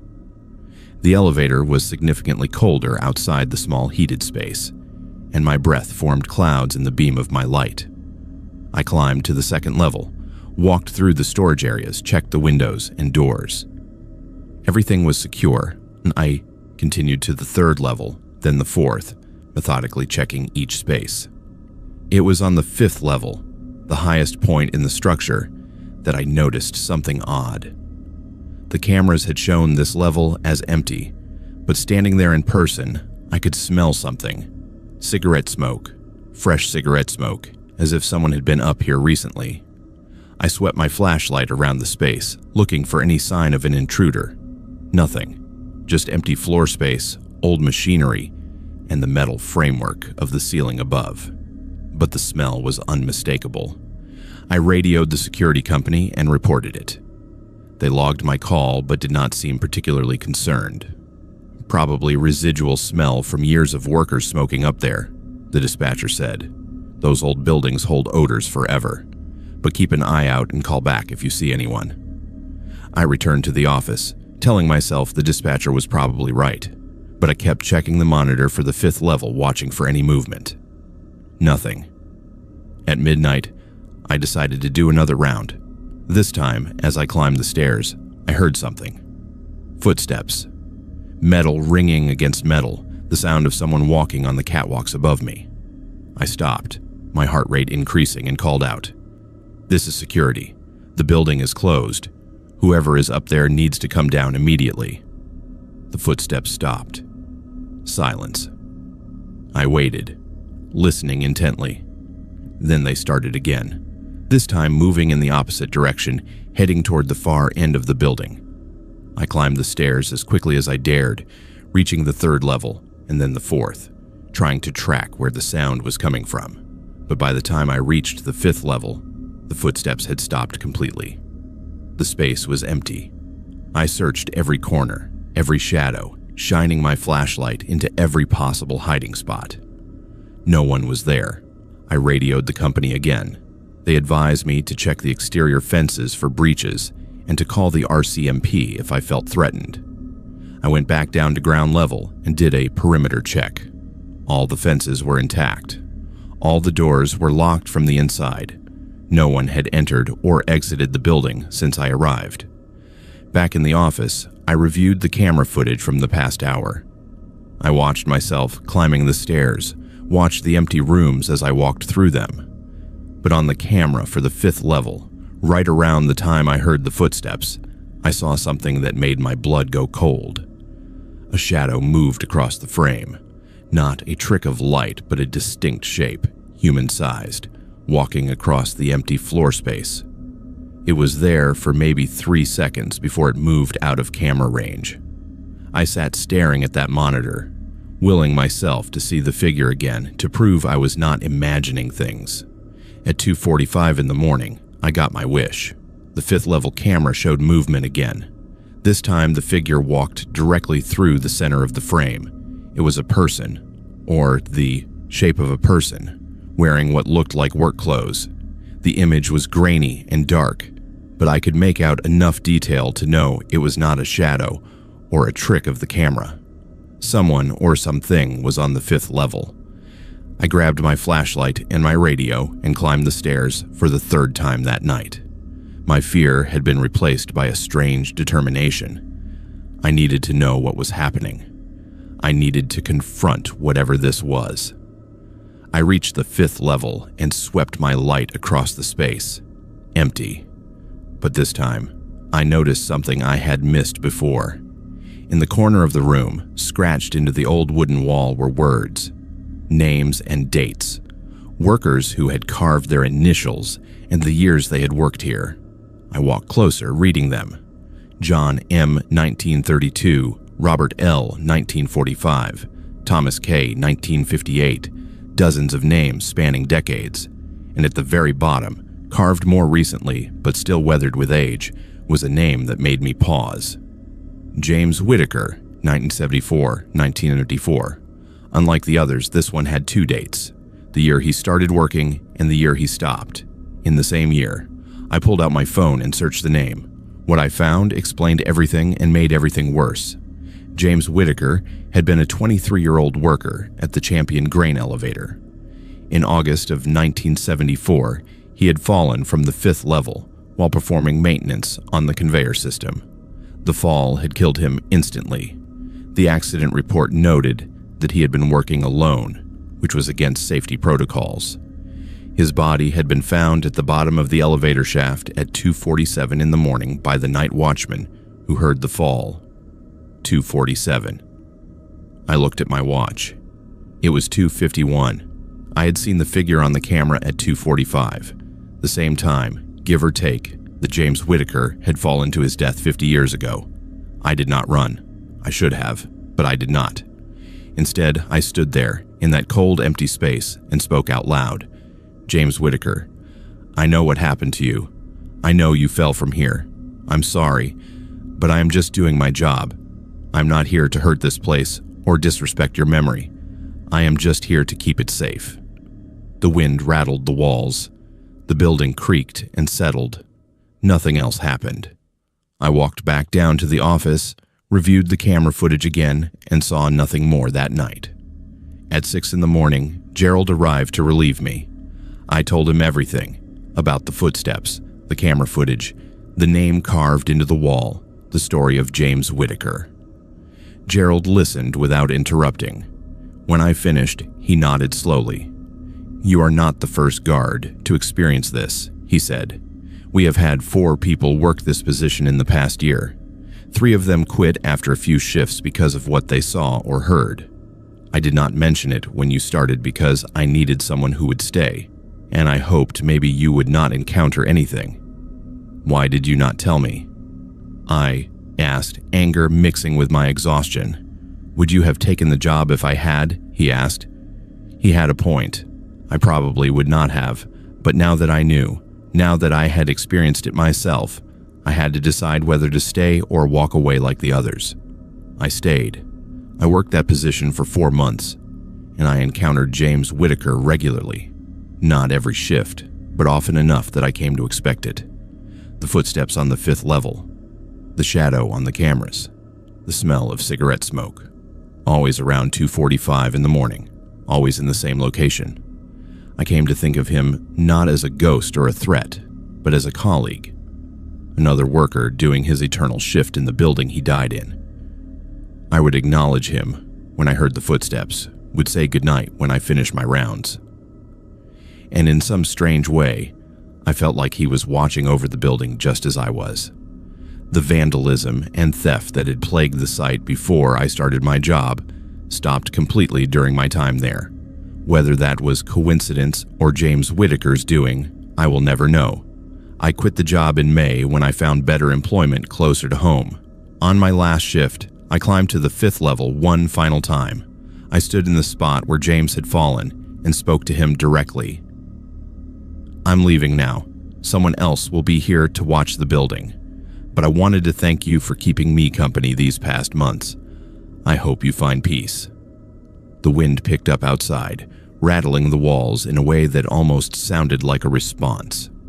I walked down those stairs for the last time, signed out with Gerald, and drove away from the Champion grain elevator as the sun rose over the prairie. I drive past Champion sometimes when I'm heading to visit family in Lethbridge. I always glance at the grain elevator, still standing against the sky, still waiting for whatever comes next. And I wonder if James Whitaker is still there, still walking his eternal rounds at 2:47 in the morning, still carving his presence into the history of that place. I hope he is, because in a world where old buildings are torn down and history's forgotten, there's something almost comforting about knowing that some things remain, that some people refuse to be erased, and that the night shift never truly ends for those who gave their lives to the job.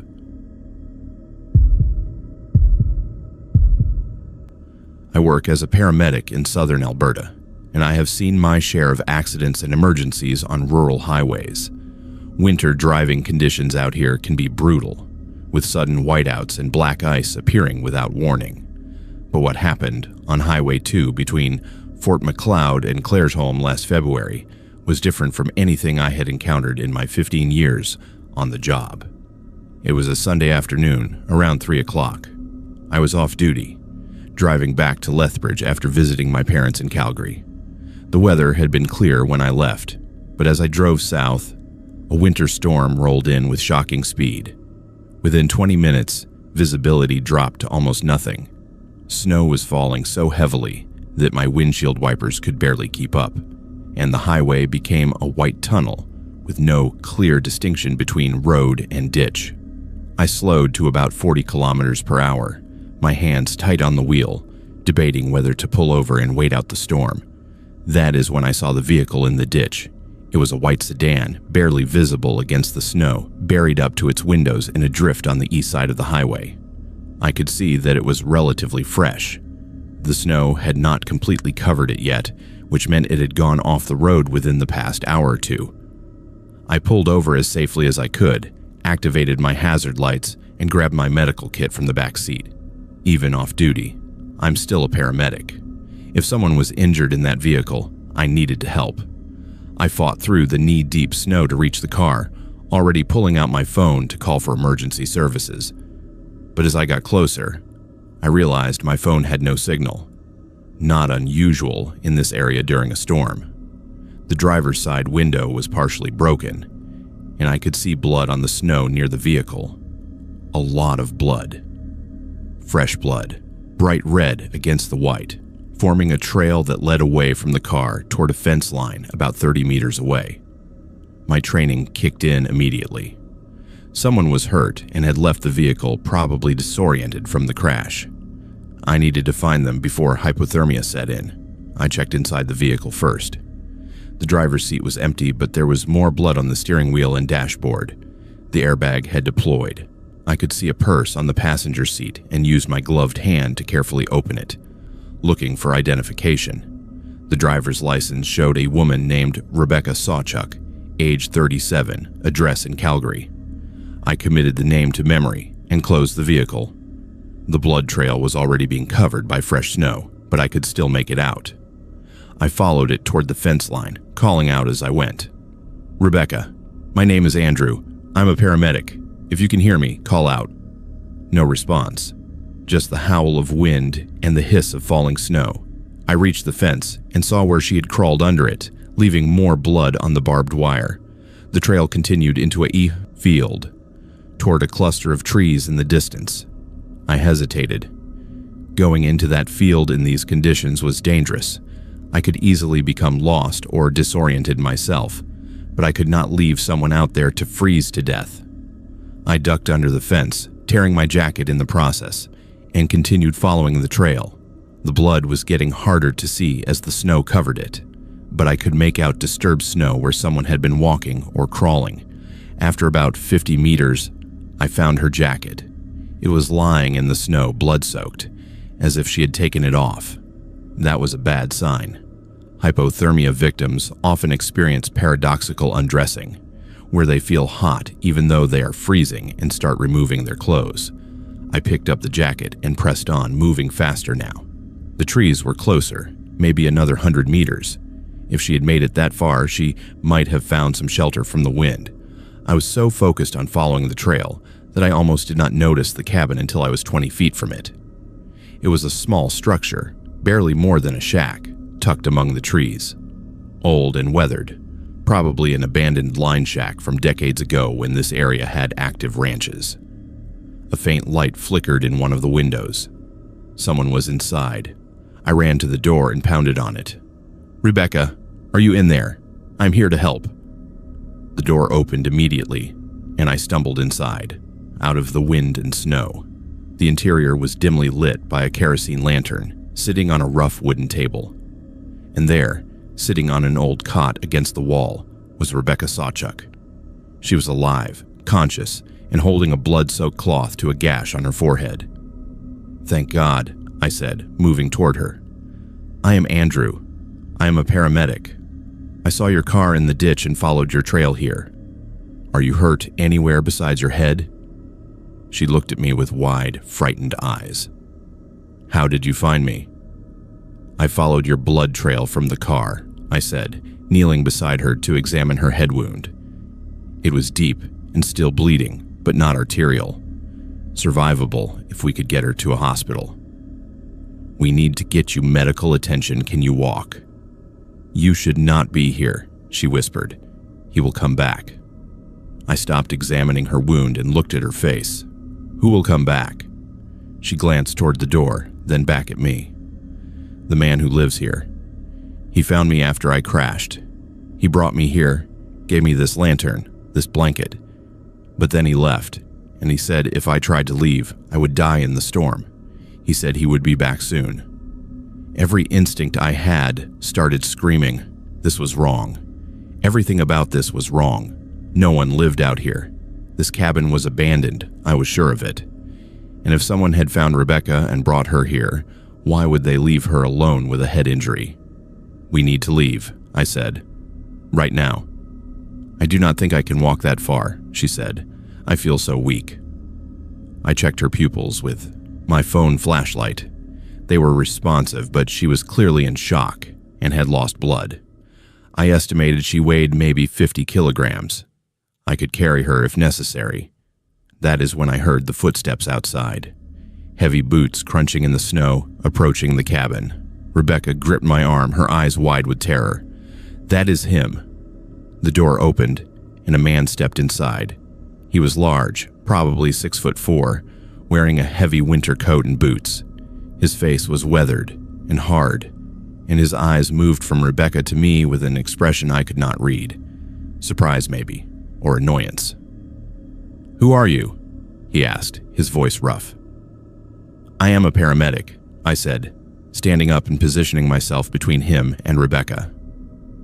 "I found this woman's vehicle in the ditch and followed her here. She needs medical attention. I am taking her to a hospital." The man closed the door behind him and leaned against it. "Storm is too bad. You will never make it back to the highway. She's safer here until it passes. She has a head injury and possible internal bleeding," I said. "She needs a hospital now. If you want to help, you can drive us there. Do you have a vehicle?" He smiled, and it was not a friendly expression. "My truck is parked about 1 kilometer from here, but I'm not going anywhere in this weather, and neither are you. I've been in dangerous situations before. I've dealt with violent patients, aggressive family members, people high on drugs who saw me as a threat. But this felt different. This man was not agitated or confused. He was calm and in control, and that made him far more dangerous. "I'm going to call for help," I said, pulling out my phone.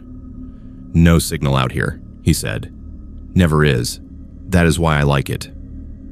I tried anyway. He was right. No bars, no service. I was completely cut off. I looked around the cabin for anything I could use as a weapon. There was the kerosene lantern, a metal poker near a small wood stove, and my medical kit. Not much, but something. "Rebecca," I said quietly, "can you stand?" She nodded and slowly got to her feet, using the wall for support. The man watched us with that same calm expression. "You are making a mistake," he said. "You go out in that storm, you will both die. Stay here, wait it out, everyone lives. Simple." "And what happens if we stay?" I asked. He did not answer, just smiled again. That was all the confirmation I needed. I grabbed the metal poker from beside the stove and pointed it at him. "Move away from the door." He laughed. "Or what? You're going to hit me with that? I have been hit with worse." I did not waste time arguing. I threw the poker at his head as hard as I could, and while he raised his hands to deflect it, I grabbed Rebecca and rushed the door. He was bigger and stronger, but I had the element of surprise. We crashed into him together, and the force knocked him off balance just enough for me to get the door open. We stumbled out into the storm, Rebecca leaning heavily on me. I could hear the man cursing behind us, could hear him getting to his feet. We ran into the trees, moving as fast as Rebecca could manage. The snow was blinding, and I had no idea which direction the highway was. I just knew we had to put distance between us and that cabin. We had gone maybe 50 meters when I heard an engine, not behind us, but off to our left. Headlights appeared through the snow, and for a terrifying moment, I thought it was the man's truck. But then I saw the light bar on top. RCMP. I waved my arms frantically, and the vehicle stopped. An officer jumped out, and I have never been so happy to see anyone in my life. "We need help," I shouted. "There is a man back there. He was holding this woman in a cabin. She has a head injury." The officer radioed for backup and an ambulance, then helped me get Rebecca into the warm patrol car. I told him everything. The crash, the blood trail, the cabin, the man. He took notes, called in the location, and within 20 minutes there were 3 more RCMP vehicles and an ambulance on scene. They found the cabin. They found evidence inside. Rope, duct tape, items that had belonged to other women. items from missing persons cases that went back years. But they did not find the man. His tracks led away from the cabin in the opposite direction, toward where he said his truck was parked. By the time they could organize a proper search, the storm had covered everything. Rebecca recovered from her injuries. The head wound required stitches, and she had a concussion, but she survived. The investigation into the man and that cabin is still ongoing. They identified him from some personal items left behind. His name was Darren Keller, and he had been a suspect in at least 2 disappearances in the area. They are still searching for him, but so far he has not been found. I think about that day often, about how close we came to not making it out of that cabin, about what would have happened if the RCMP had not been doing a patrol on that highway during the storm, about the other women whose belongings were found in that cabin and what became of them, and I think about the blood trail I followed. Later, the RCMP measured it. From Rebecca's car to the cabin was just under 400 meters. She had walked that distance with a severe head injury, in a blizzard, and somehow found the one structure in that entire field. The odds of that are astronomical.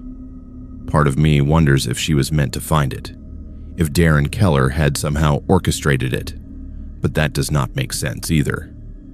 What I do know is that I saved someone that day, but I also learned that monsters do not just exist in abandoned mines and ghost towns. They exist in isolated cabins, in remote corners of the prairies, in places where screams cannot be heard and blood disappears under fresh snow. And sometimes, the only thing standing between a victim and a predator is random chance and a paramedic who happened to be driving by at the right time. Darren Keller, wherever you are, I hope they find you. I hope you pay for what you did to those women. And I hope you remember the 2 who got away, the ones who refused to be just another set of belongings in your cabin, another name on a list of the disappeared, because we survived you, and your story does not end the way you planned it. I am a home healthcare nurse, and I have been making house calls to elderly and homebound patients across rural Alberta for the past 12 years. The work is rewarding but isolating. You spend hours driving between appointments, visiting people who live in remote farmhouses and small towns where neighbors can be kilometers apart. You see things that stay with you: the loneliness of aging, the stubborn independence of farmers who refuse to leave land their families have worked for generations, the quiet desperation of people who are slowly being forgotten by a world that has moved on without them. Last November, I was assigned a new patient. Her name was Dorothy Kemper, an 86-year-old woman who lived alone on a farm outside the hamlet of Schuler in southeastern Alberta. Schuler is barely a community anymore, just a handful of buildings and maybe 20 residents. Dorothy's farm was another 8 kilometers beyond that, at the end of a gravel road that wound through empty fields and past abandoned homesteads. The referral notes said Dorothy needed help managing her medications and monitoring her blood pressure. She had refused to move to a care facility despite her daughter's pleading, insisting she would die on her own land. My job was to visit her twice a week, make sure she was taking her pills, check her vitals, and report any concerns to her doctor. I made my first visit on a Thursday afternoon. The farm was exactly what I expected. An old 2-story farmhouse with peeling paint and a sagging porch. A collapsed barn behind it, leaning at an angle that defied physics. Fields that had not been cultivated in years, now just prairie grass and weeds. I parked my car near the house and walked to the front door, medical bag in hand. Dorothy answered on the third knock. She was small and frail, with white hair pulled back in a bun and sharp blue eyes that studied me with obvious suspicion. "You're the nurse." "Yes, ma'am. Natalie. I'm here to check on you and make sure your medications are working properly." She stepped aside to let me enter. The interior of the house was cluttered but clean, filled with decades of accumulated possessions. Photographs covered every wall, showing Dorothy and her late husband at various stages of their lives. Working the farm, raising children, celebrating anniversaries. A life lived in this one place, recorded in fading pictures. I went through the standard routine, checked her blood pressure, which was slightly elevated, asked about her diet, her sleep, any pain or discomfort. She answered my questions with the minimum necessary words, clearly not interested in small talk. But when I was packing up my bag to leave, she said something that made me pause. "Do not come here after dark." I looked up. "Excuse me?" "My appointments are always in the afternoon," she said. "The agency knows this. I do not accept visitors after dark, not anymore." "Is there a reason for that?" I asked, keeping my tone professional. She studied me for a long moment, as if deciding whether to answer. Finally, she said, "My son lives in the basement. He does not like visitors." I checked her file later in my car. Dorothy and her husband had 3 children, 2 daughters and a son. The son, David, had died in a car accident in 1997. He was 32 years old. I assumed Dorothy was experiencing some confusion or early dementia, talking about her deceased son as if he were still alive. It happened sometimes with elderly patients, especially those living alone. My second visit was the following Tuesday, again in the afternoon. Dorothy seemed slightly more comfortable with me this time, answered my questions more freely, even offered me tea, which I politely declined. But as I was leaving, I heard something from deeper in the house, a sound like footsteps on stairs, heavy, deliberate footsteps coming from below. "That is David," Dorothy said calmly, noticing my reaction. "He is awake." "Mrs. Kemper," I said gently, "according to your records, David passed away many years ago. Is there someone else living here with you?" She laughed, a dry, brittle sound. "You think I'm crazy. Confused old woman who does not know her son is dead. I know he is dead, but he is still here. He has been here since 1999, since I buried him and came back to this house and heard him walking around downstairs. He never left." A chill ran down my spine. I had dealt with grief and delusion before, but something about the way Dorothy spoke suggested she believed every word. And those footsteps had sounded very real. "Has your doctor discussed this with you?" I asked. "Have you mentioned David to anyone?" "I mentioned it once to my daughter," Dorothy said. "She tried to have me committed. Said I was having a mental breakdown, so I stopped talking about it. But David knows you are here. He has been listening to us. He does not like strangers in his mother's house." I left quickly after that, my hands shaking as I drove away. When I got back to the office, I reported the incident to my supervisor. I suggested Dorothy might need a psychiatric evaluation, that she was showing signs of delusion and might not be safe living alone. But my supervisor was reluctant to push it. Dorothy's daughters had been trying for years to move her into care, and Dorothy had lawyers and paperwork establishing her mental competency. Unless she was in immediate danger to herself or others, we could not force her to leave her home. So I continued my visits, and the more I visited, the more I realized Dorothy was not confused. There was something in that house. I heard the footsteps every time I was there, always coming from the basement, always heavy and deliberate, pacing back and forth as if whoever or whatever it was could not rest. Dorothy would pause mid-sentence when the footsteps started, would glance toward the basement door, and then continue as if nothing unusual had happened.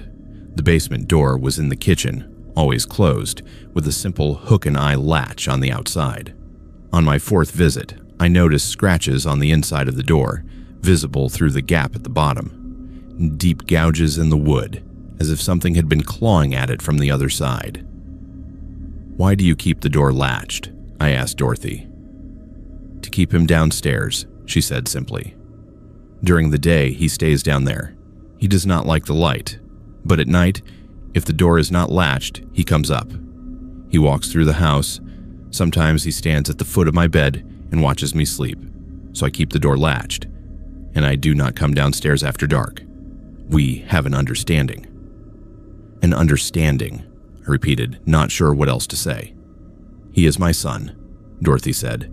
"Whatever he has become, he is still my son, and this is his home as much as it is mine. so we share it. I live up here. He lives down there. It works. That night, I could not stop thinking about Dorothy and her son. I researched the car accident that killed David Kemper. It happened on Highway 41, not far from the farm. He had been driving home late at night, hit a patch of black ice, and crashed into a culvert. He died instantly. The article mentioned that he had been living with his mother at the time, helping her manage the farm after his father's death the previous year. I also found his obituary. The photo showed a young man with dark hair and his mother's sharp blue eyes. The funeral had been at a church in Medicine Hat, burial at the family plot near the farm. Nothing unusual. Nothing that explained what Dorothy claimed was happening in her house. My next visit was on a Thursday, my usual day, but I arrived later than normal, around 5 in the evening. The sun was already setting, shadows stretching across the fields. Dorothy opened the door, but did not invite me in immediately. "You're late," she said. "I apologize. My previous appointment ran over. I will make this quick." She hesitated, then stepped aside. "Be quick, and do not go near the basement door." I did my usual checks. Blood pressure was good, medications were being taken as prescribed. But the whole time I was there, I could feel something wrong. The house was colder than usual. The air felt heavy, oppressive, and the footsteps from the basement were louder, more aggressive. Not pacing now, but moving purposefully, as if whoever was down there knew I was in the house and did not approve. I finished as quickly as I could and was packing up my bag when the basement door rattled. The latch held, but something was pushing against it from the other side. Pushing hard, making the wood creak and the hinges strain. "You need to leave," Dorothy said quietly. "Now." I did not argue. I grabbed my bag and headed for the front door. Behind me, I heard the basement door rattle again, heard something that might have been a voice, low and angry, shouting words I could not understand. I ran to my car, threw my bag in the passenger seat, and drove away without looking back. When I reached the main highway, I pulled over and tried to calm my shaking hands. What I had heard in that house was not imagination. It was not an old woman's delusion. Something was in that basement, something that did not want me there. I reported it to my supervisor the next morning. I told her everything. The footsteps, the scratches on the door, the rattling, the voice. I said I could not return to that house, that Dorothy needed help beyond what I could provide. My supervisor was sympathetic but firm. Without evidence of immediate danger, we could not remove Dorothy from her home, and I was the only nurse willing to make the drive to that remote location. If I refused to go, Dorothy would have no healthcare support at all. So I made a decision. I called Dorothy directly and told her I would continue her care, but only if we changed the appointment time to mid-afternoon, with at least 3 hours of daylight remaining, and I would not enter the house if I heard anything from the basement. If her son was awake, I would reschedule. Dorothy agreed without argument. She understood. I continued seeing Dorothy for 3 more months. We never spoke about David again, but I heard him every time I visited. The footsteps, always downstairs, always pacing. And Dorothy continued living in that house, sharing it with whatever her son had become, maintaining their strange arrangement. In February, I got a call from Dorothy's daughter. Dorothy had passed away in her sleep. Natural causes, her heart had simply stopped. She died in her own bed, in her own home, exactly as she wanted. The daughter asked if I would attend the funeral, and I agreed. At the service, I spoke briefly with Dorothy's other daughter. I asked what would happen to the farmhouse. She said they were selling it, that a developer had bought most of the land in that area and planned to clear the old buildings. The house would be demolished within the month. I could not help asking, what about the basement? Did anyone go down there when they were clearing out Dorothy's belongings? The daughter looked uncomfortable. We tried, but the door would not open. The latch was gone, removed years ago according to Mom's lawyer, but the door was stuck like it was blocked from the inside. We had to call a contractor to break it down. When they finally got it open, she trailed off. What did they find? I asked. Nothing, she said. completely empty. Just a concrete floor and stone walls, but the contractor refused to go down there, said it felt wrong, said the temperature dropped to 20 degrees as soon as the door opened. He finished the job but charged us extra for hazard pay. The house was demolished in March. I drove past the property once a few weeks after. The farmhouse was gone, just a cleared foundation and empty land. And I hope, though I cannot know for sure, that whatever was in that basement is finally at rest. Dorothy Kemper spent her last years sharing her home with her dead son, maintaining a fragile peace with something that should not exist. She never left that farm, never abandoned him, even when he became something other than human. And in the end, she died on her own terms, in the place she loved, with her son in the basement where he belonged. I think about her often, about the lengths a mother will go to for her child, even after death has claimed them, about the price of love and the weight of grief, and about the fact that there are houses in rural Alberta where the living and the dead share the same space, separated only by a latched door and an understanding that some things are better left undisturbed.